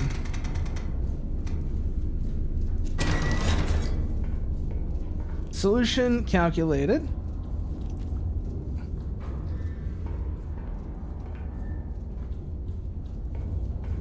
So let's see if we have any other records to listen to as well. Doesn't seem like it. Let's put one on though.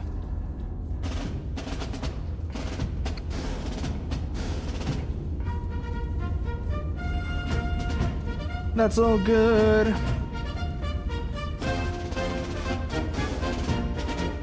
Both solutions require 2 powder charges.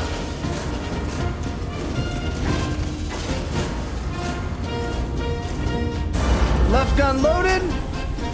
Right gun loaded. Setting azimuth. 133.3 for first target.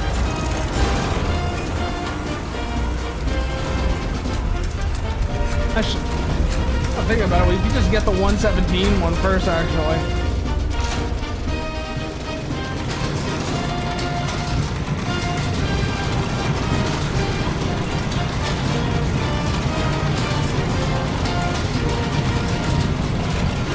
$117.3.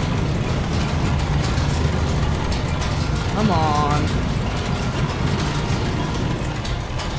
6, 7, 8, 110.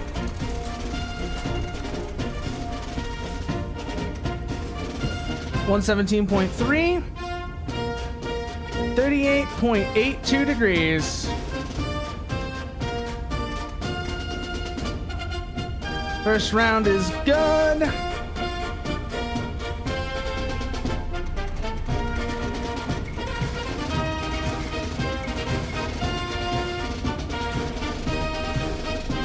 $43.92, that's correct.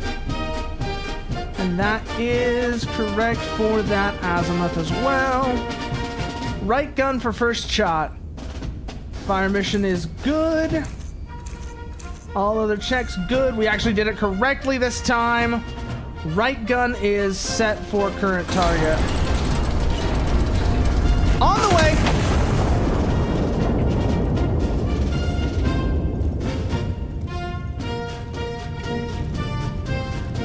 133.3 for the next target.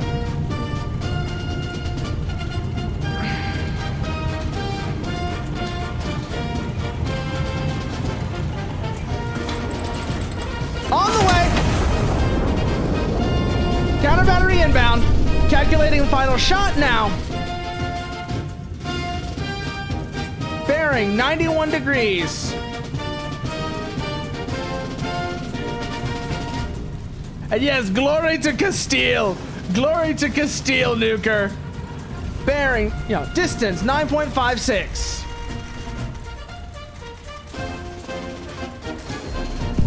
Target type, artillery. Shell type remains the same. 57.36, begin loading.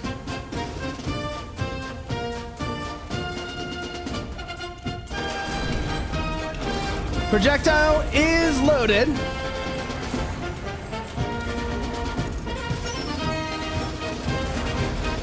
Charge is loaded.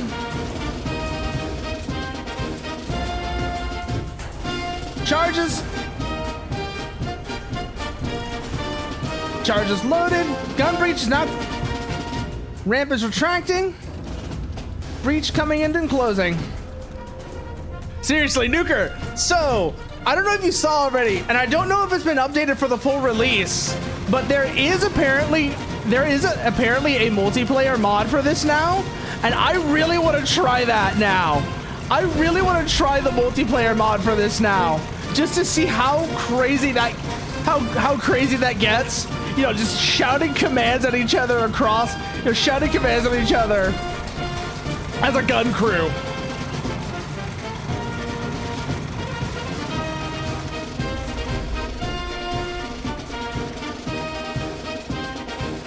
.36, elevation is good. Azimuth 91 degrees, adjusting now. It's also why, like I said, I'm really trying to. I've been asking around people for asking around for people to do carcass clad with when that comes out as well, because that's like one of those things I think is gonna be really funny just to see how that crossover with like sim, the sim and horror stuff goes on. And I've kind of been also, kind of getting into it really, like, well, practicing the tank commander voice, if you will. Also, we have a cat now.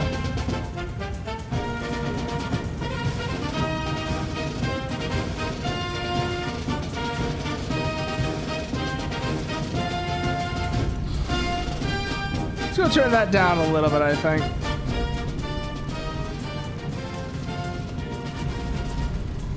Flight time, 10 seconds remaining.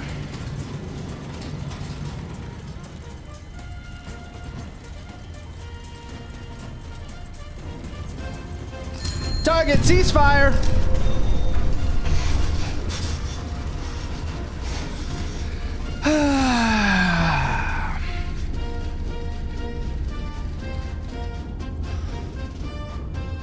Four hostile units remain across the river. Consolidate the sector.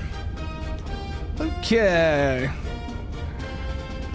4 hostile units remain across the river. We'll have a recon flight go from M1 along bearing 41. Okay, bearing 41.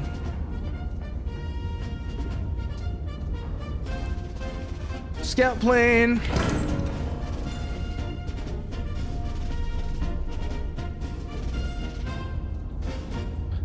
Bearing 48. Let's go check, make sure that's correct. 41. Not 48.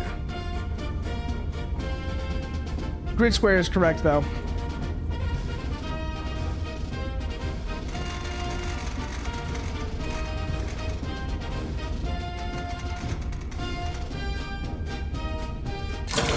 Recon flight away. Let's see what we get.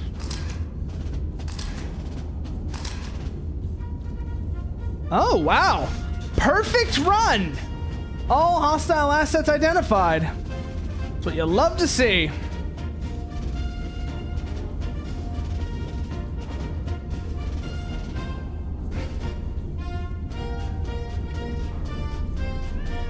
Let's pick up the cat real quick and put her down somewhere where it won't be in the way.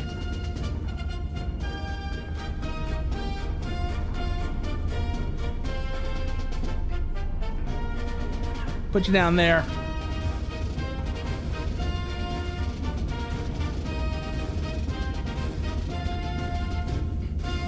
Start marking these out.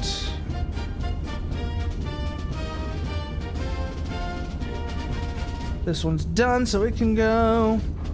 Switch to the red pencil so that we actually can get our solutions.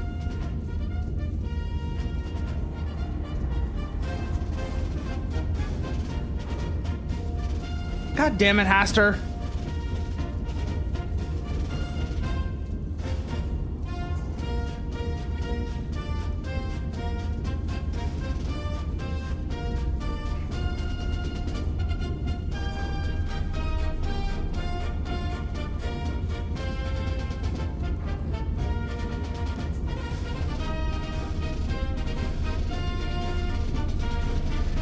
Okay, targets are sighted.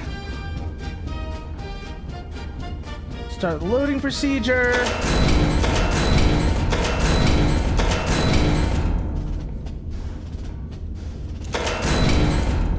Do we have any in the right magazine? No.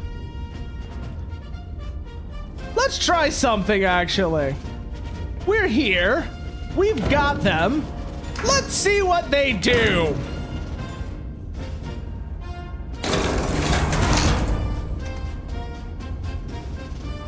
Shall we?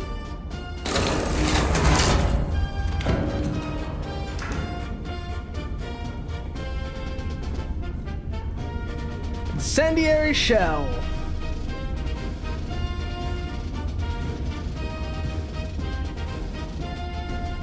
Bearing 76.3. Shell type incendiary. Target infantry.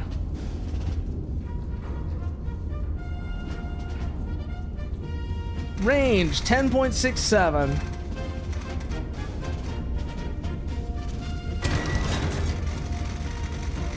Oh! That's right! It's a bit too far out. Okay. Loading?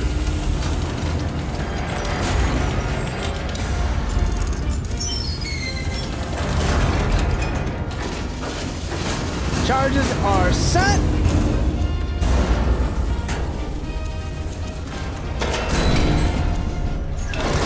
Loading the second one as well.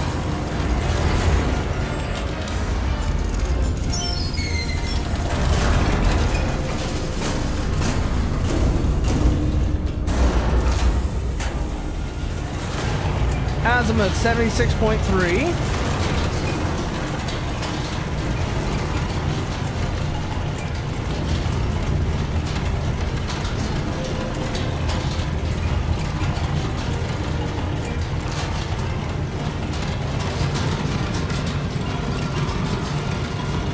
Elevation 42.68.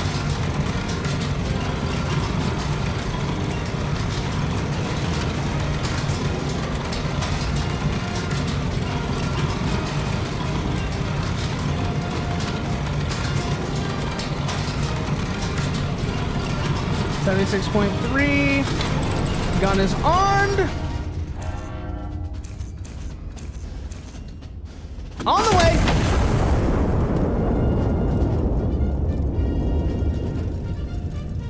Just gotta kill the next one.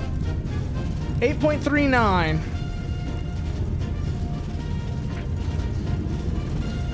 Two charges. Bearing 83.4.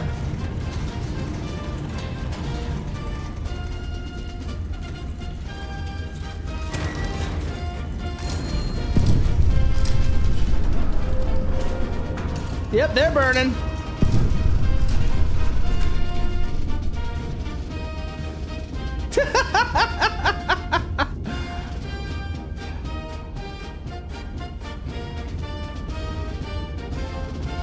Elevation 50.34. Azimuth 83.4.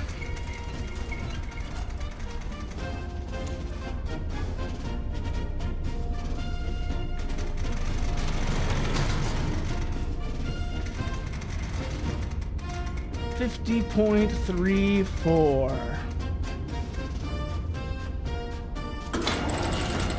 On the way. 99.1.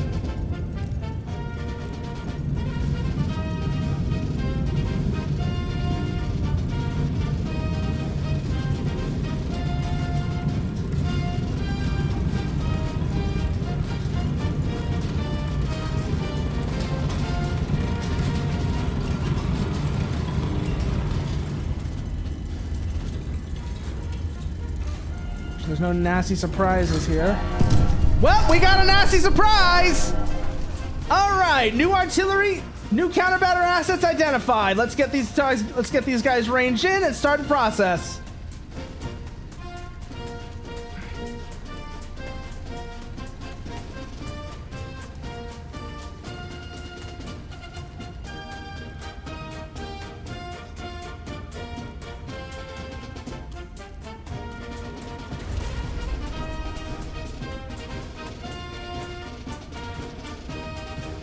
Targets identified, ranges set, 84.3, 88.4. Setting azimuth.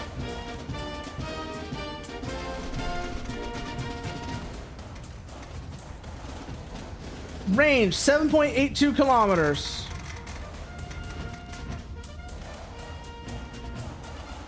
Target type, artillery.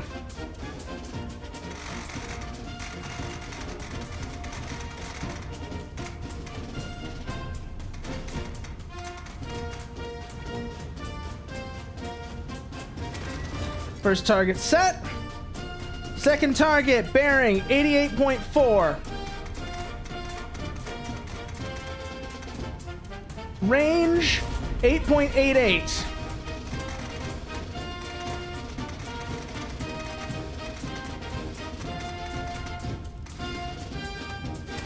Calculated.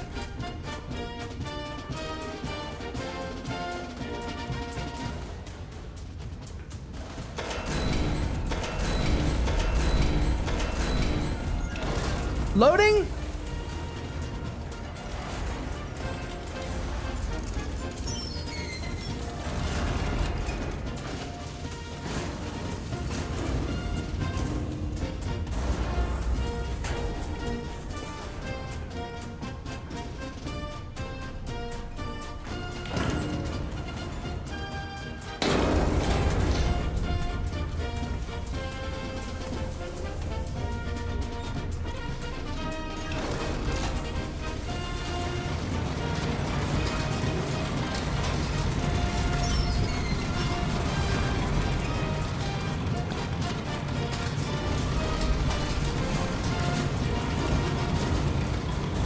Both guns up.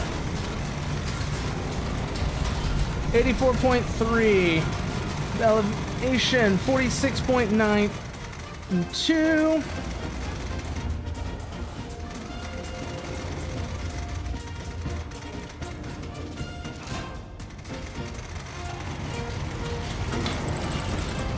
On the way.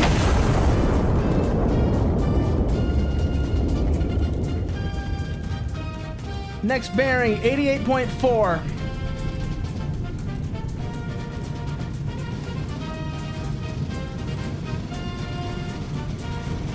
Bearing set. Elevation, 53.28.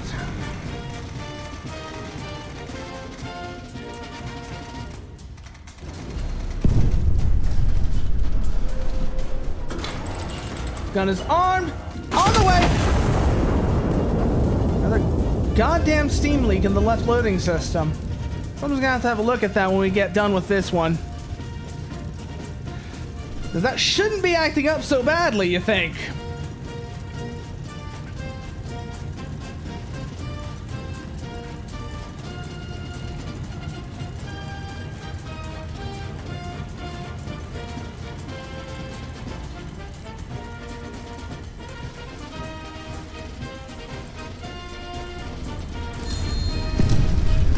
Okay, picture clear. Counter battery assets are gone. 2 targets remain.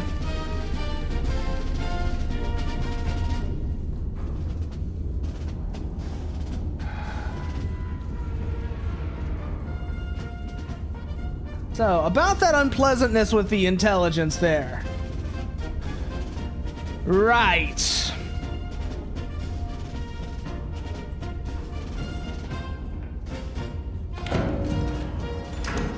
Confident. Of course. Of course they're confident. They were confident before, they'll be confident again. Let's see how that confidence holds up then, shall we?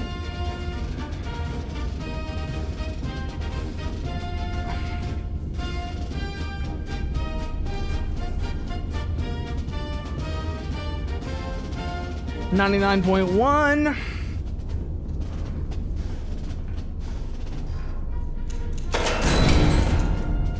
One of these is gonna get an AP shell. Yeah, score 1 for military intelligence indeed. And then you in the right magazine.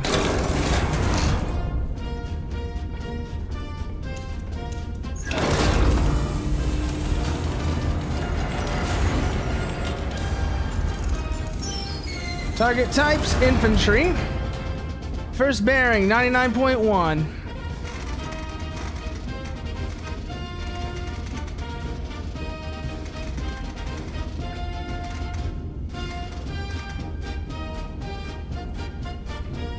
Infantry, bearing set, range, 7.63.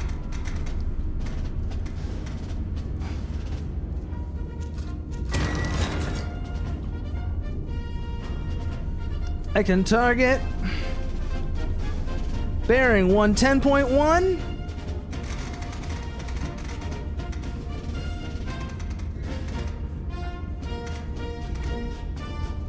Shell type, incendiary.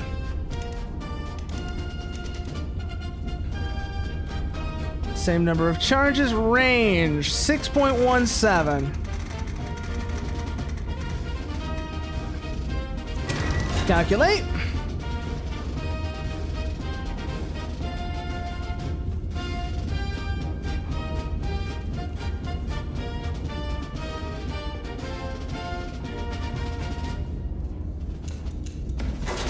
Two.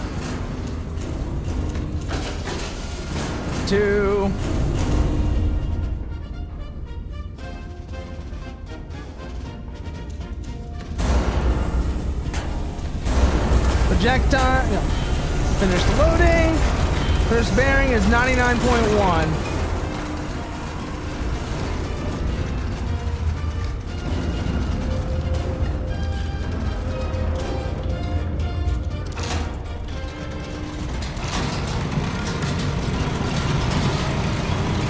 Elevation 45.78, 37.02.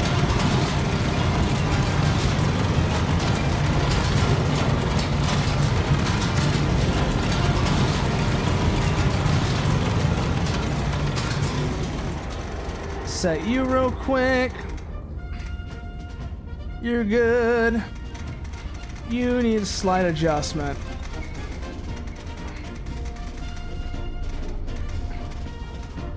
Okay, elevation set.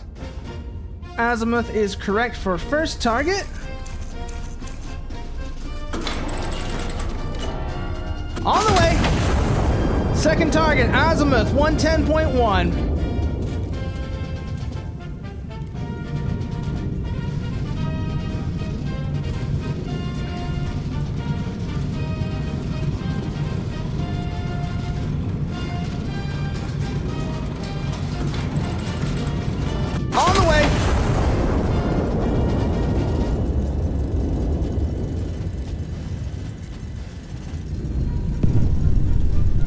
Confirm hit on first target. Shell is still in flight for second.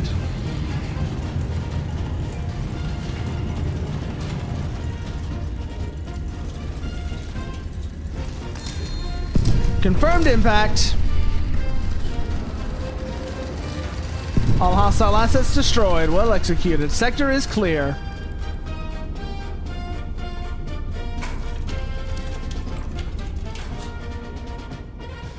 Oh, we got something over here, I think. Nope, it's just a light bulb. Okay.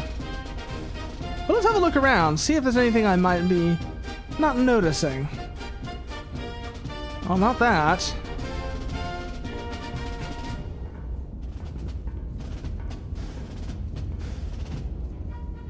No, no, no, no. Okay. What's next then? Castille's Mechanized Wonder! Madrid, January 29th, 1928. Horror and observers are stunned by Iron Nest's might. A new era of warfare, the General declares, as the world scrambles to respond to the unveiling.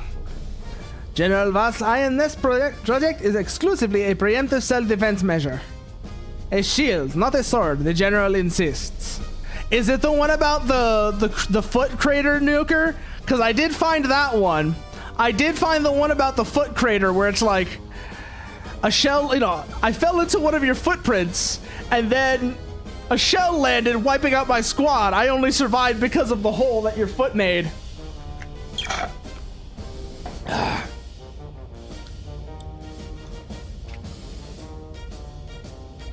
Victory will be ours.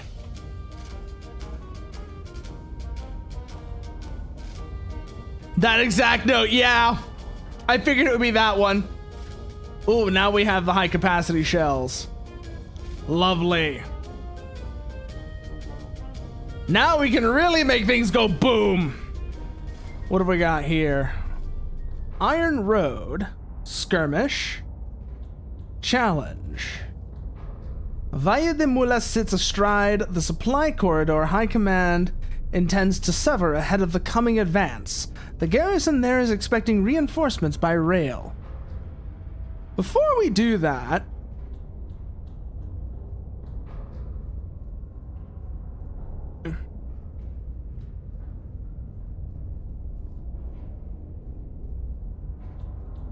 actually, no, let's just go. Let's see what we've got now. Nothing new here, it seems. Let's just have a look around to make sure.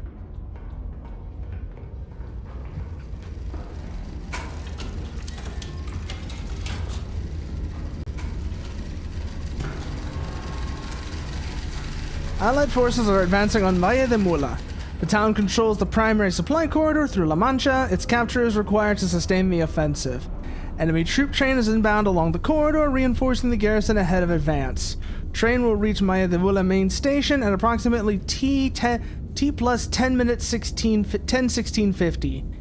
Intercept before arrival. Check secondary typewriter for train movement schedule. Train station, main station J604. Rail line runs straight, bearing 090 from main station.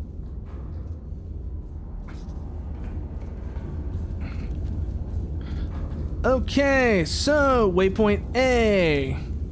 Actually, no. First things first. Set main station to J604.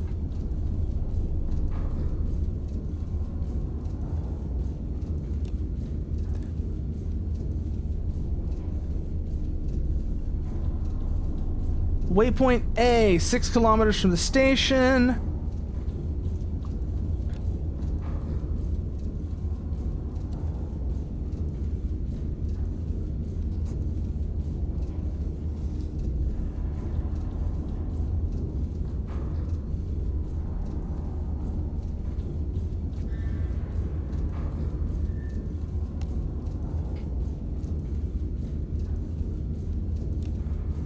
B, 4 kilometers.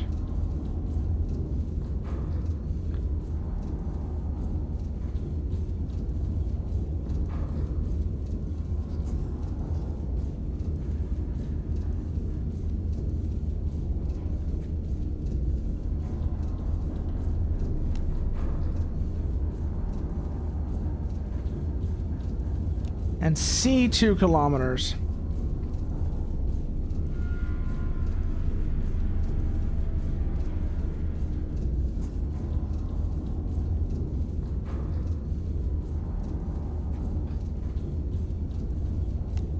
Waypoints are set. We are. I should have checked our current location. D262.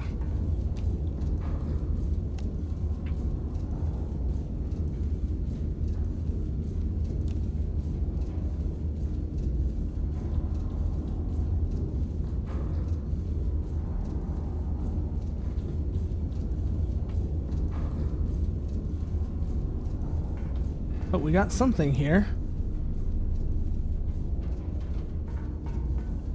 Another record. Interesting.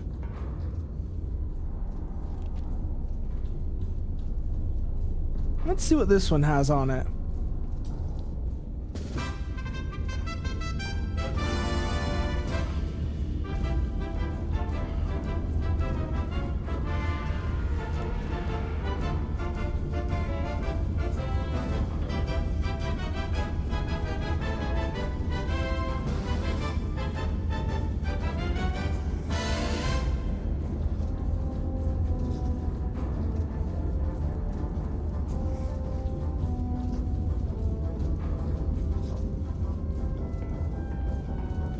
$69.8, 65.8. Let's go for a single high capacity shell at waypoint 2.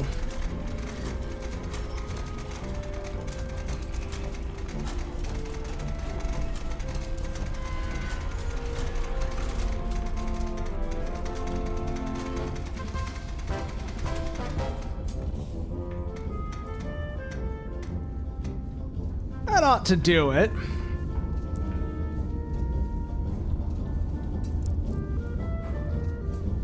We can check. Nope, they're too far apart from each other. Okay. Never mind. That plan won't work. We need ammo now. So let's go grab some of those.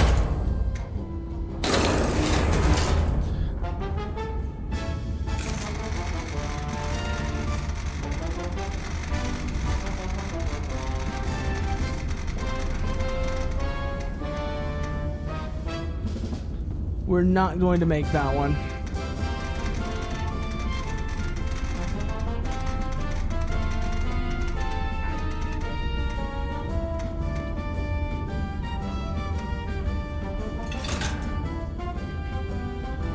Bearing 65.8.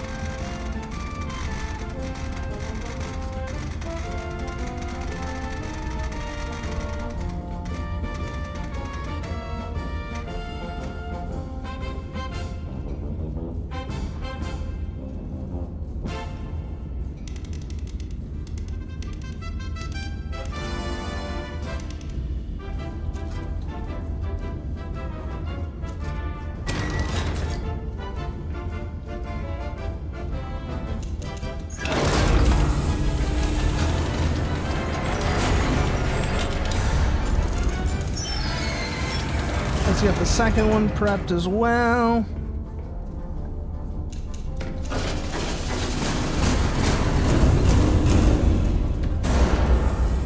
While we're at it, this one will only need 2 charges.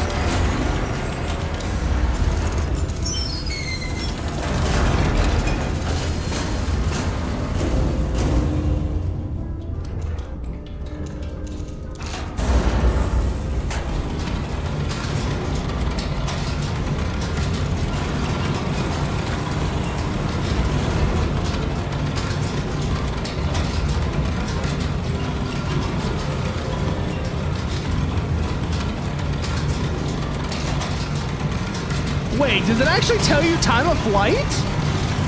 I just noticed that.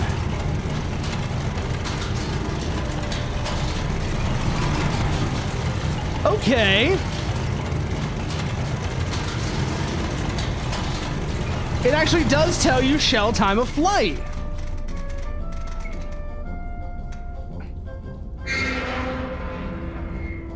Azimuth is set correctly, 10.27 kilometers.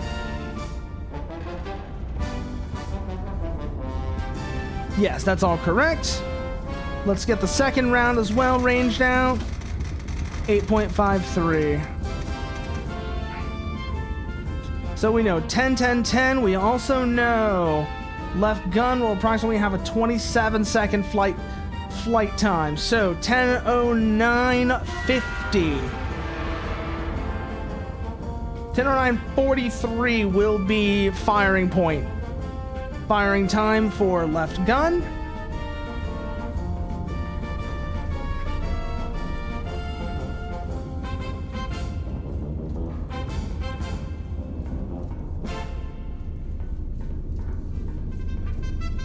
Right gun, 60.5.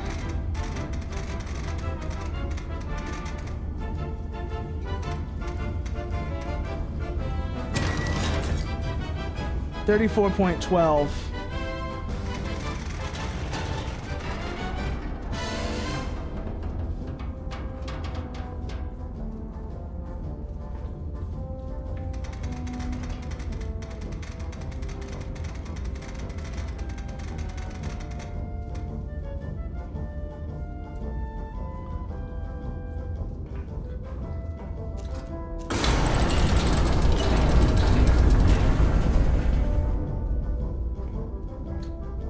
On the way, no, waiting for time.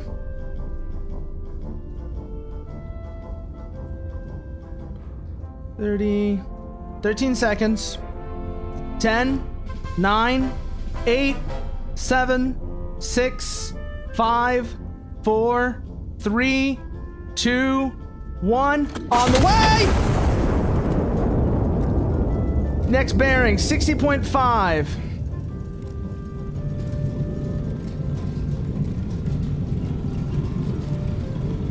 Target arrival time is 10:13:30. Flight time, 22 seconds. So 10:13:08 will be time of firing.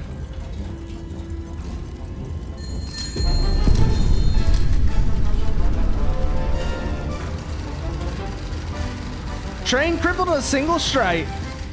Okay. That works for me.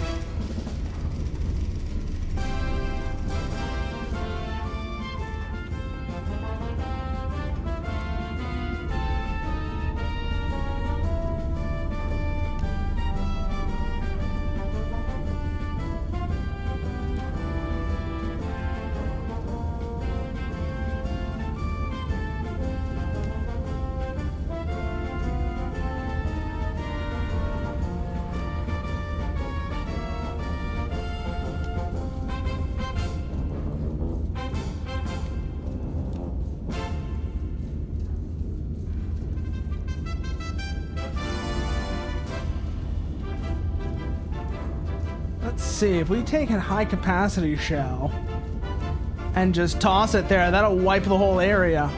Perfect.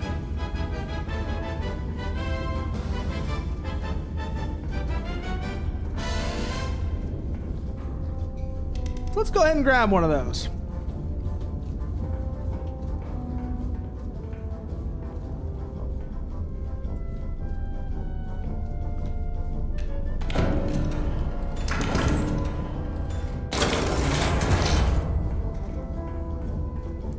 Loading shell.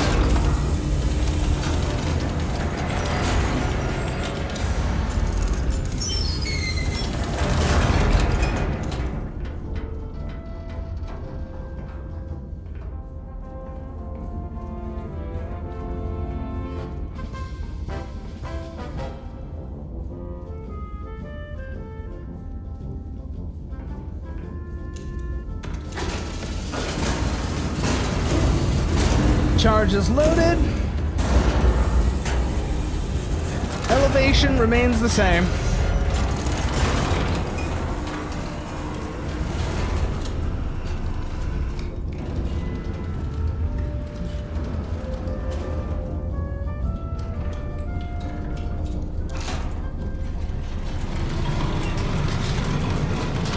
Probably what I should have just done to begin with, but whatever.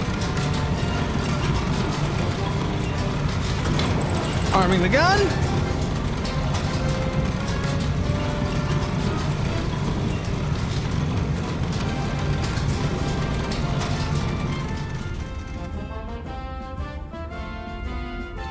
On the way.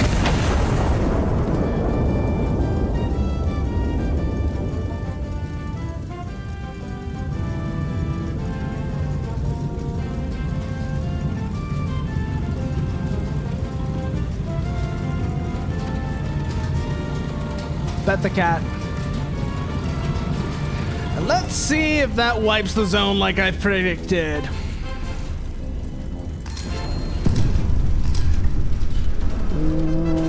Okay, never mind. Ah, that's why.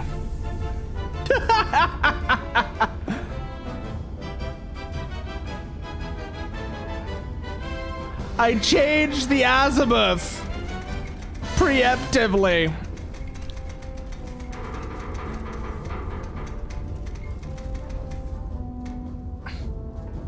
That'll do it. This one won't reach. Let's fire it anyways.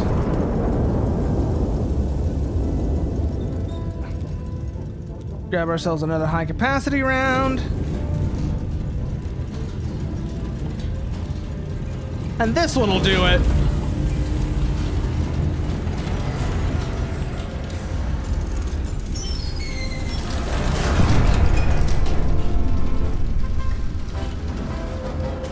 Hello there. What are you doing there?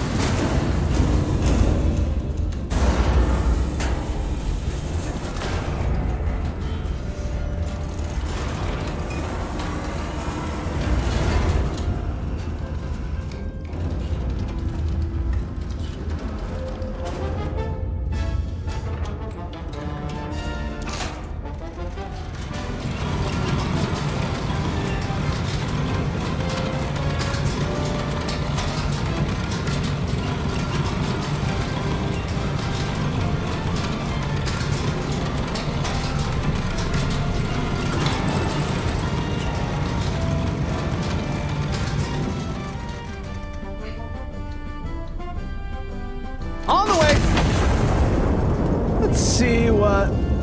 Let's see, that should do it this time. We actually have the value, we actually have solution plotted correctly. And we aren't firing on the wrong bearing like last time. That was a bit dumb.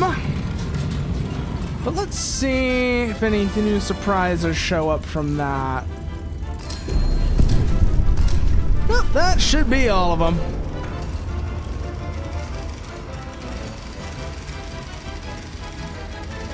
Direct hit, enemy infantry destroyed, +5 requisition. 2 armored emplacements block their assaults. Allied infantry cannot advance until they are destroyed. Emplacements require AP shells to destroy.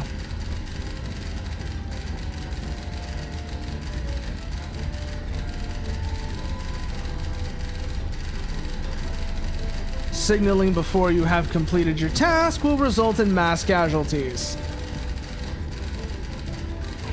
Oh, we've got another bit to do here still. Okay. But also, ad break is going to be starting, so if you need a chance to stretch, grab a drink, etc., now's going to be the time to do it, and I will see y'all when it is over.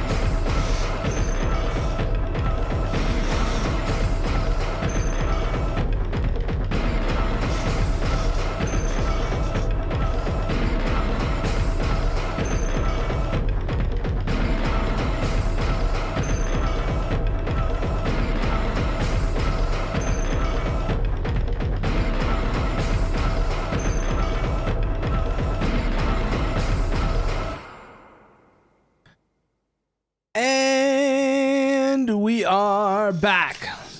So, 2 armored emplacements.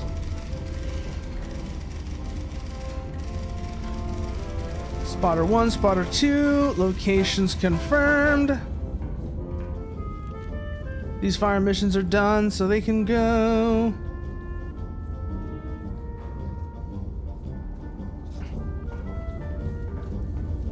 Both guns are breech open, good. So we will need AP shells for these.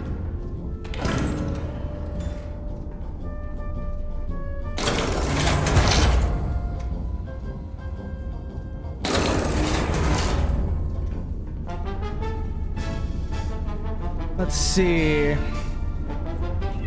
Shoot. Out here, cat. Let's see. Bearing.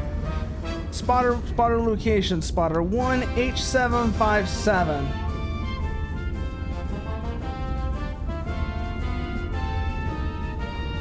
Spotter 2, I605.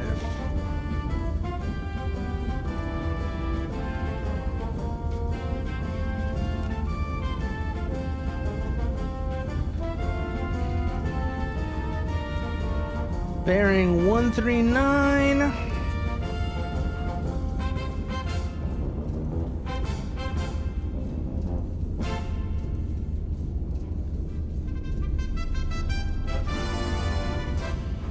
Distance 169 from spotter 2.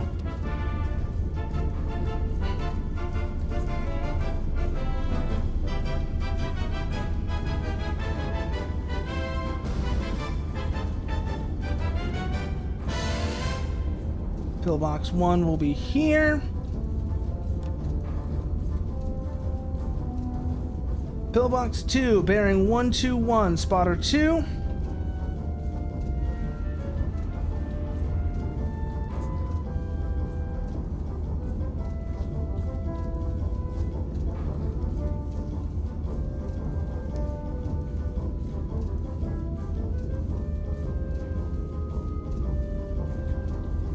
Distance 1.8 from spotter 1.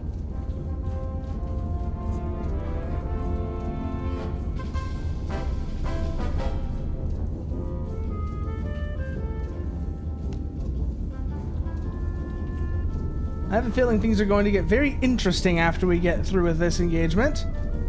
I don't know how, but I have this feeling and I don't like it. That they're going to throw a really nasty curveball our way.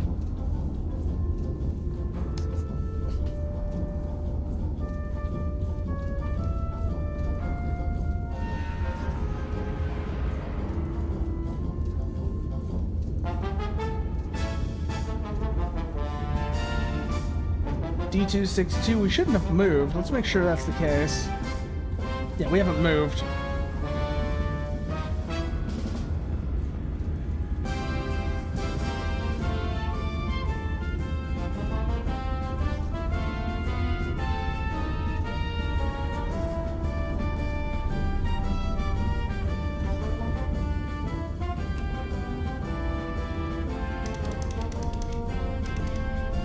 AP.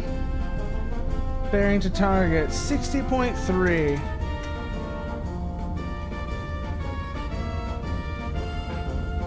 Let me check something real quickly. Like I said, I always want to check the symbology for this.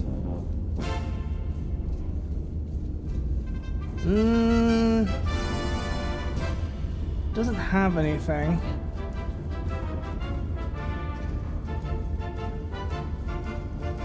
I don't know which one, so let's go with this one for now. 60.3, 6.68.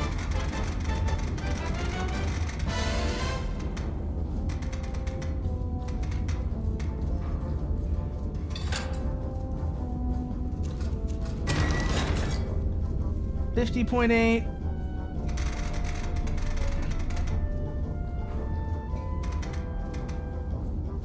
$6.34.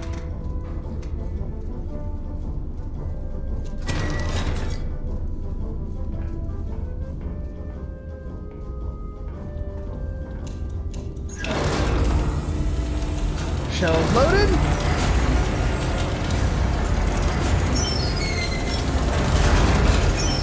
Dispensing charges. Right gun loaded. No, left gun loaded, right gun loaded.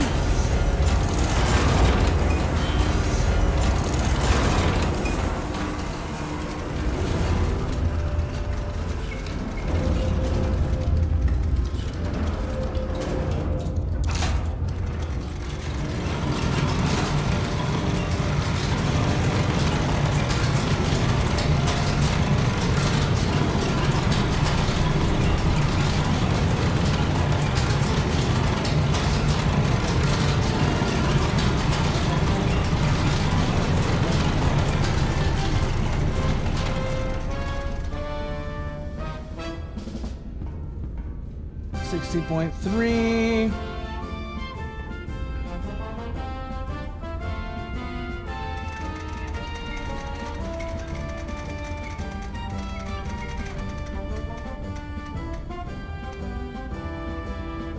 And 40.08.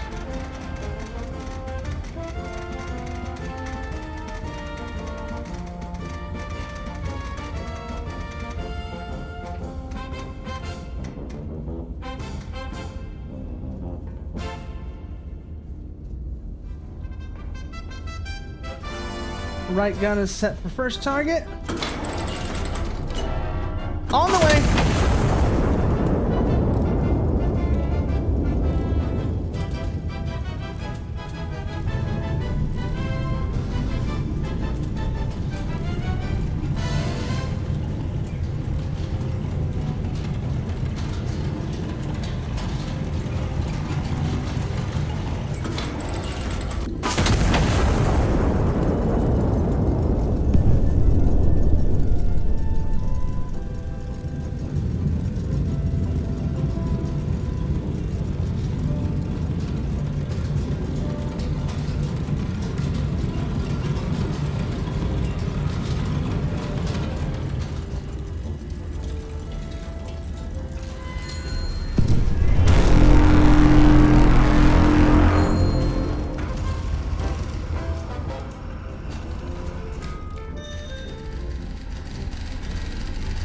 Approach successfully cleared. Infantry advancing on Valle de Mula.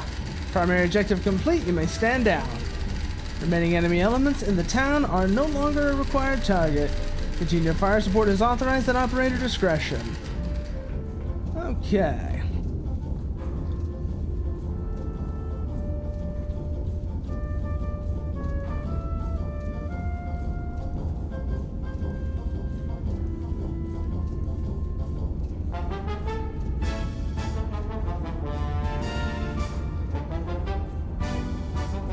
Clear these out real quick. Clear these out. No new notes or anything. Okay.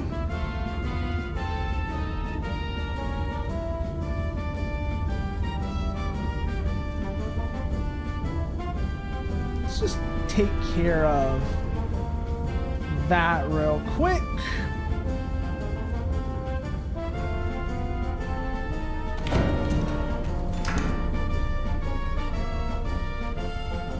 Incendiary shell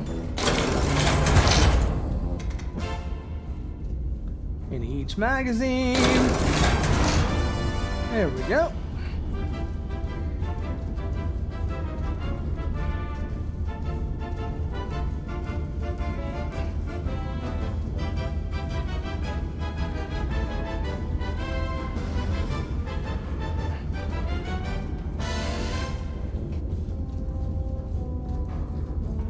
.1.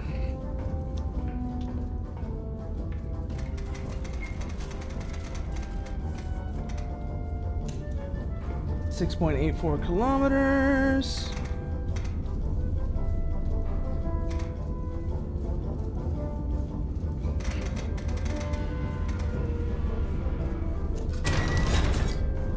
.04 degrees. Loading.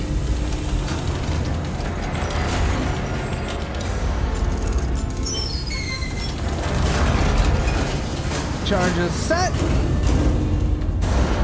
Charges loaded.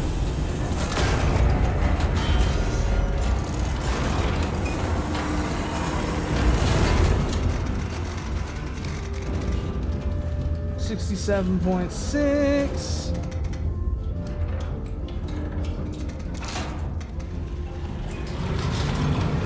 7.26.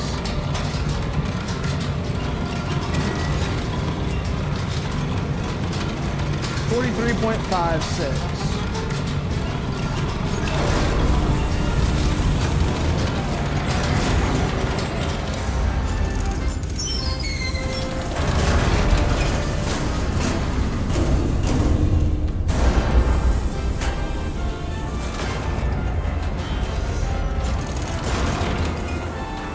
$52.1, 41.04.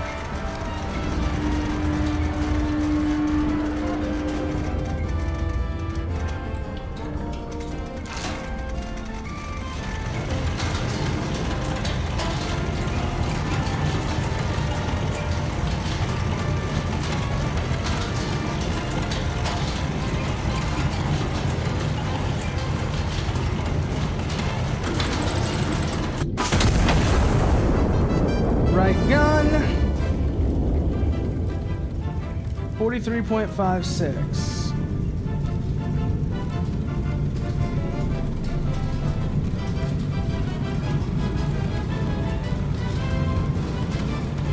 $67.6. Let's see where that puts us.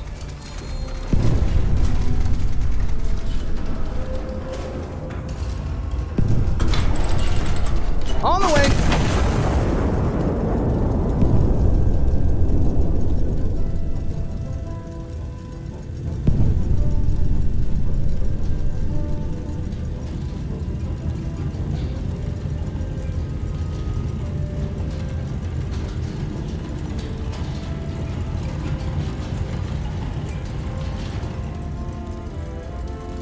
Wait a minute. Interesting.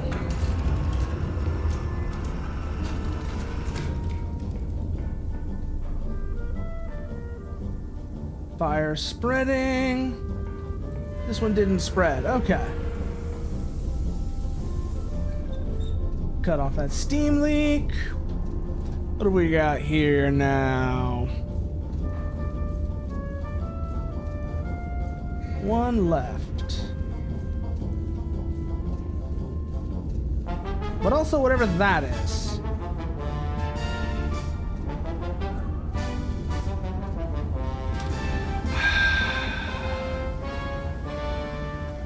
Cat.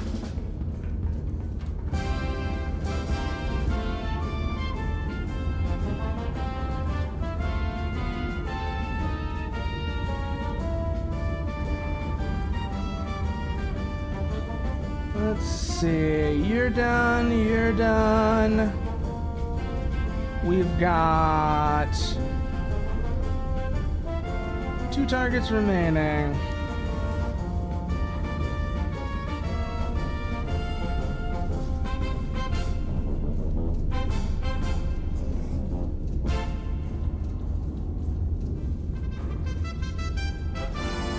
$53.5.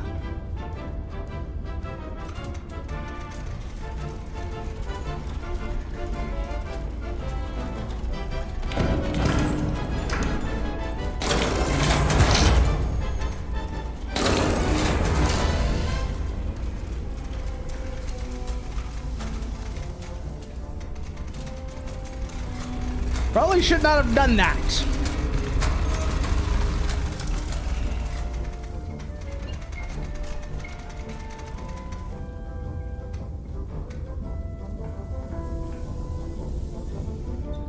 $7.2 kilometers.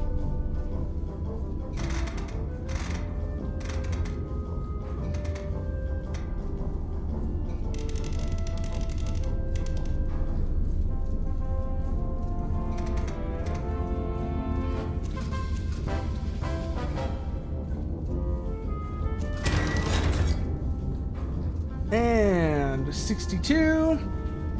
6.94.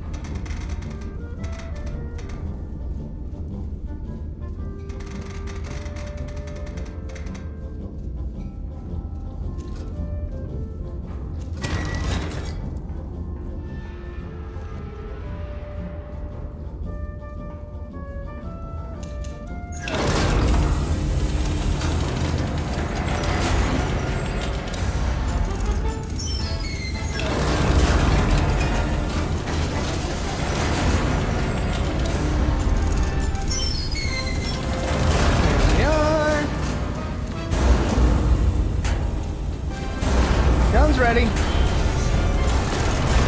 Loading complete. Now we just need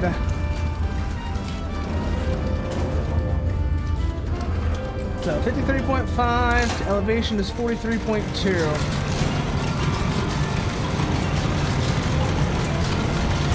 And the other one is 41.64.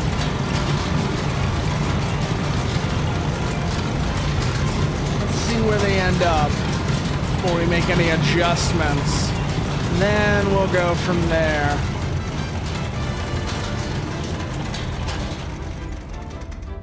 Huh. Not that far off.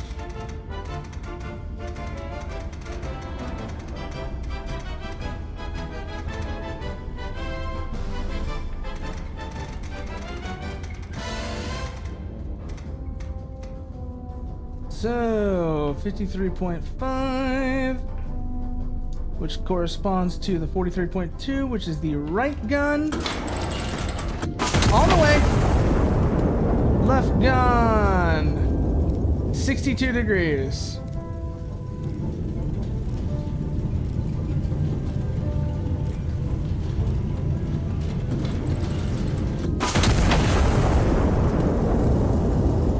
Another steam leak. Just take care of that real quickly. Well, it takes care of that problem.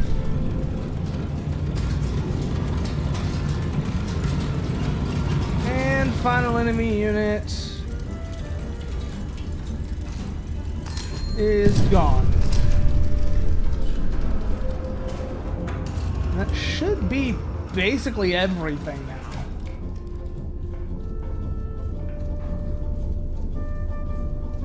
Oh no, there's more up here. What do we got? More infantry and another priority target.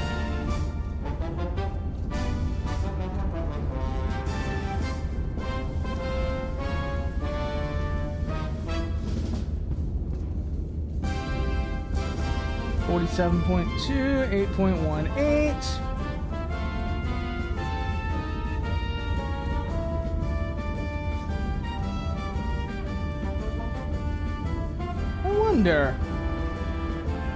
I want to test something now. Do you think I can get both of these with one round? I bet I can get both of them with one round.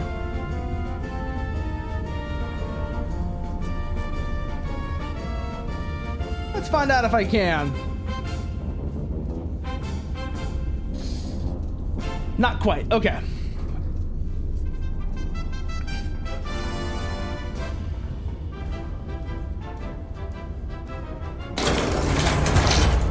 So let's just keep burning them, shall we?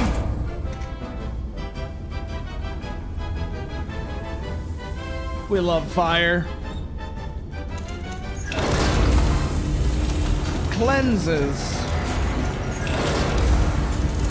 Leaves nothing of their heresy in its wake, but ash.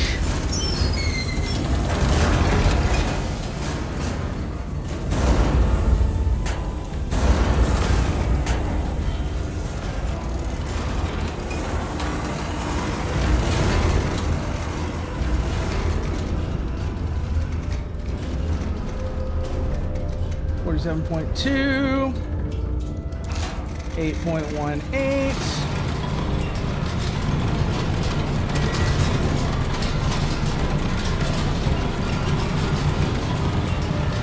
36.3, 7.47. Has a kill radius of 0.5 kilometers. Okay.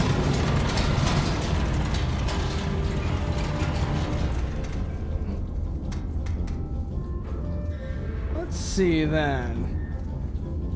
Kill radius of 500 meters. No. Definitely not.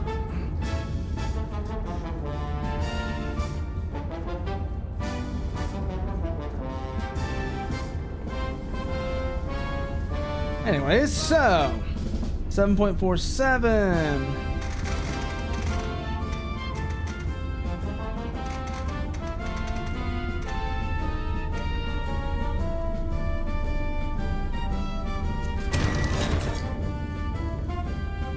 $36.3 needs to be 49.08 and 44.82.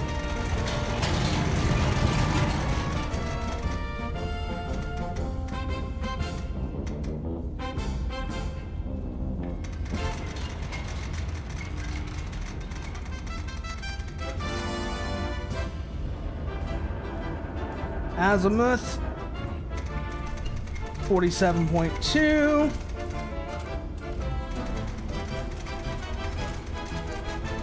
Coming on that now.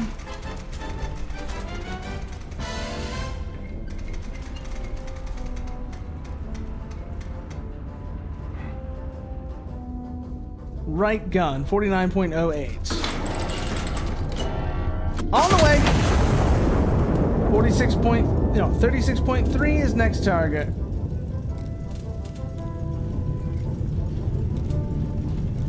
Oh, 36.3. I feel like a moron there.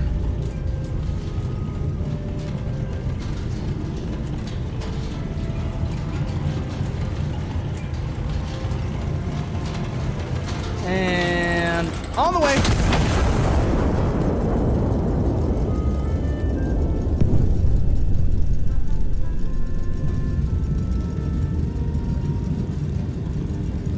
This should be the last one. Let's see if we get any unintended consequences from using incendiary though. We should be all right. We should be okay. But let's see.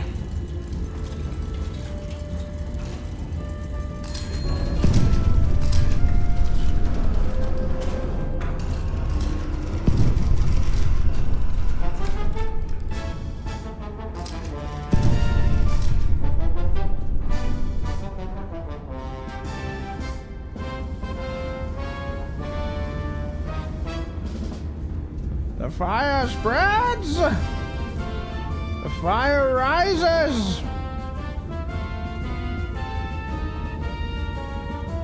A little uncomfortable. That's probably a little uncomfortable for our spotter there, but hey, they'll be fine. They'll be fine.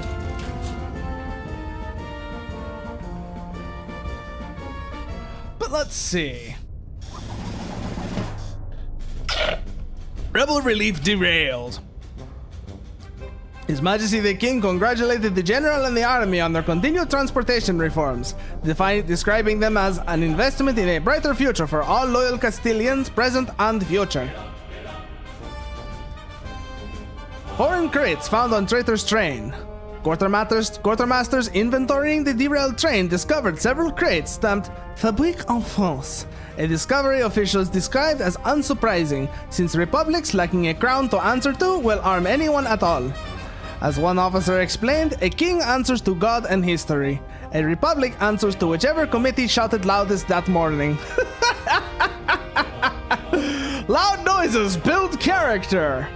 This is fine. Cellar deepening and reinforcement. For sale, one slightly used crater. Officials proudly declared that the nation has completely run out of shortages, citing remarkable production figures across every sector. Citizens are advised to celebrate responsibly, as surplus enthusiasm has already caused minor warehouse ruptures. God damn it! God fucking damn it! Oh, what do we got here? Position report. Emergency move and smoke shell. Okay. Siege of Cartagena. But I think we're gonna call it here for tonight. So let's go see who's on we can raid into, shall we? Who's around that we can go say hello to?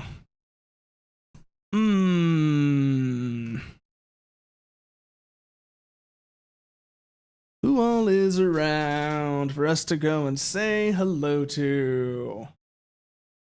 Go and throw ourselves at and bother. Let's see. Moriko's on. Barry's on. Haz is. Let's go yell at Haz. Let's go see what Haz is up to, shall we? And as always, you want to see what I'm up to off stream. These are all the places you can find me. And let me get the raid message for the Twitch people as well. And I think, well, that leaves only one thing left to say. If you've been here before, you already know what it is. But if you're new, I hope to see you again. Until then, though, good night.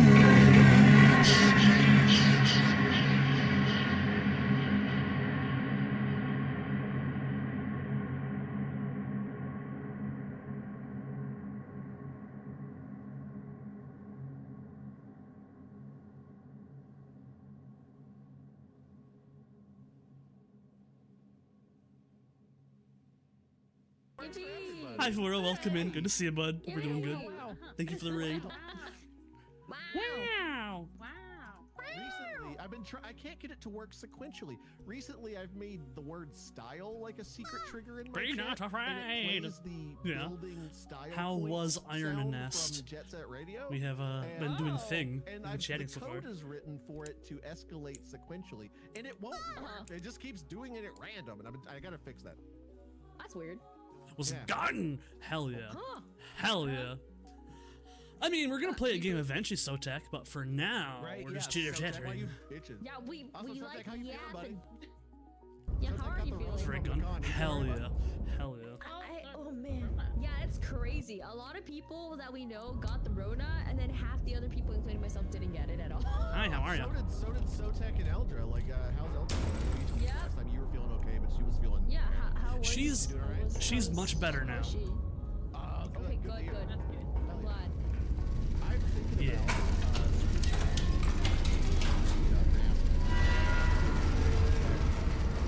Ideal. 3D printed or IRL? Like actual stuff? we've established everyone's jumped on my shit when I was like, I'm gonna Listen, give away listen. superhuman teeth.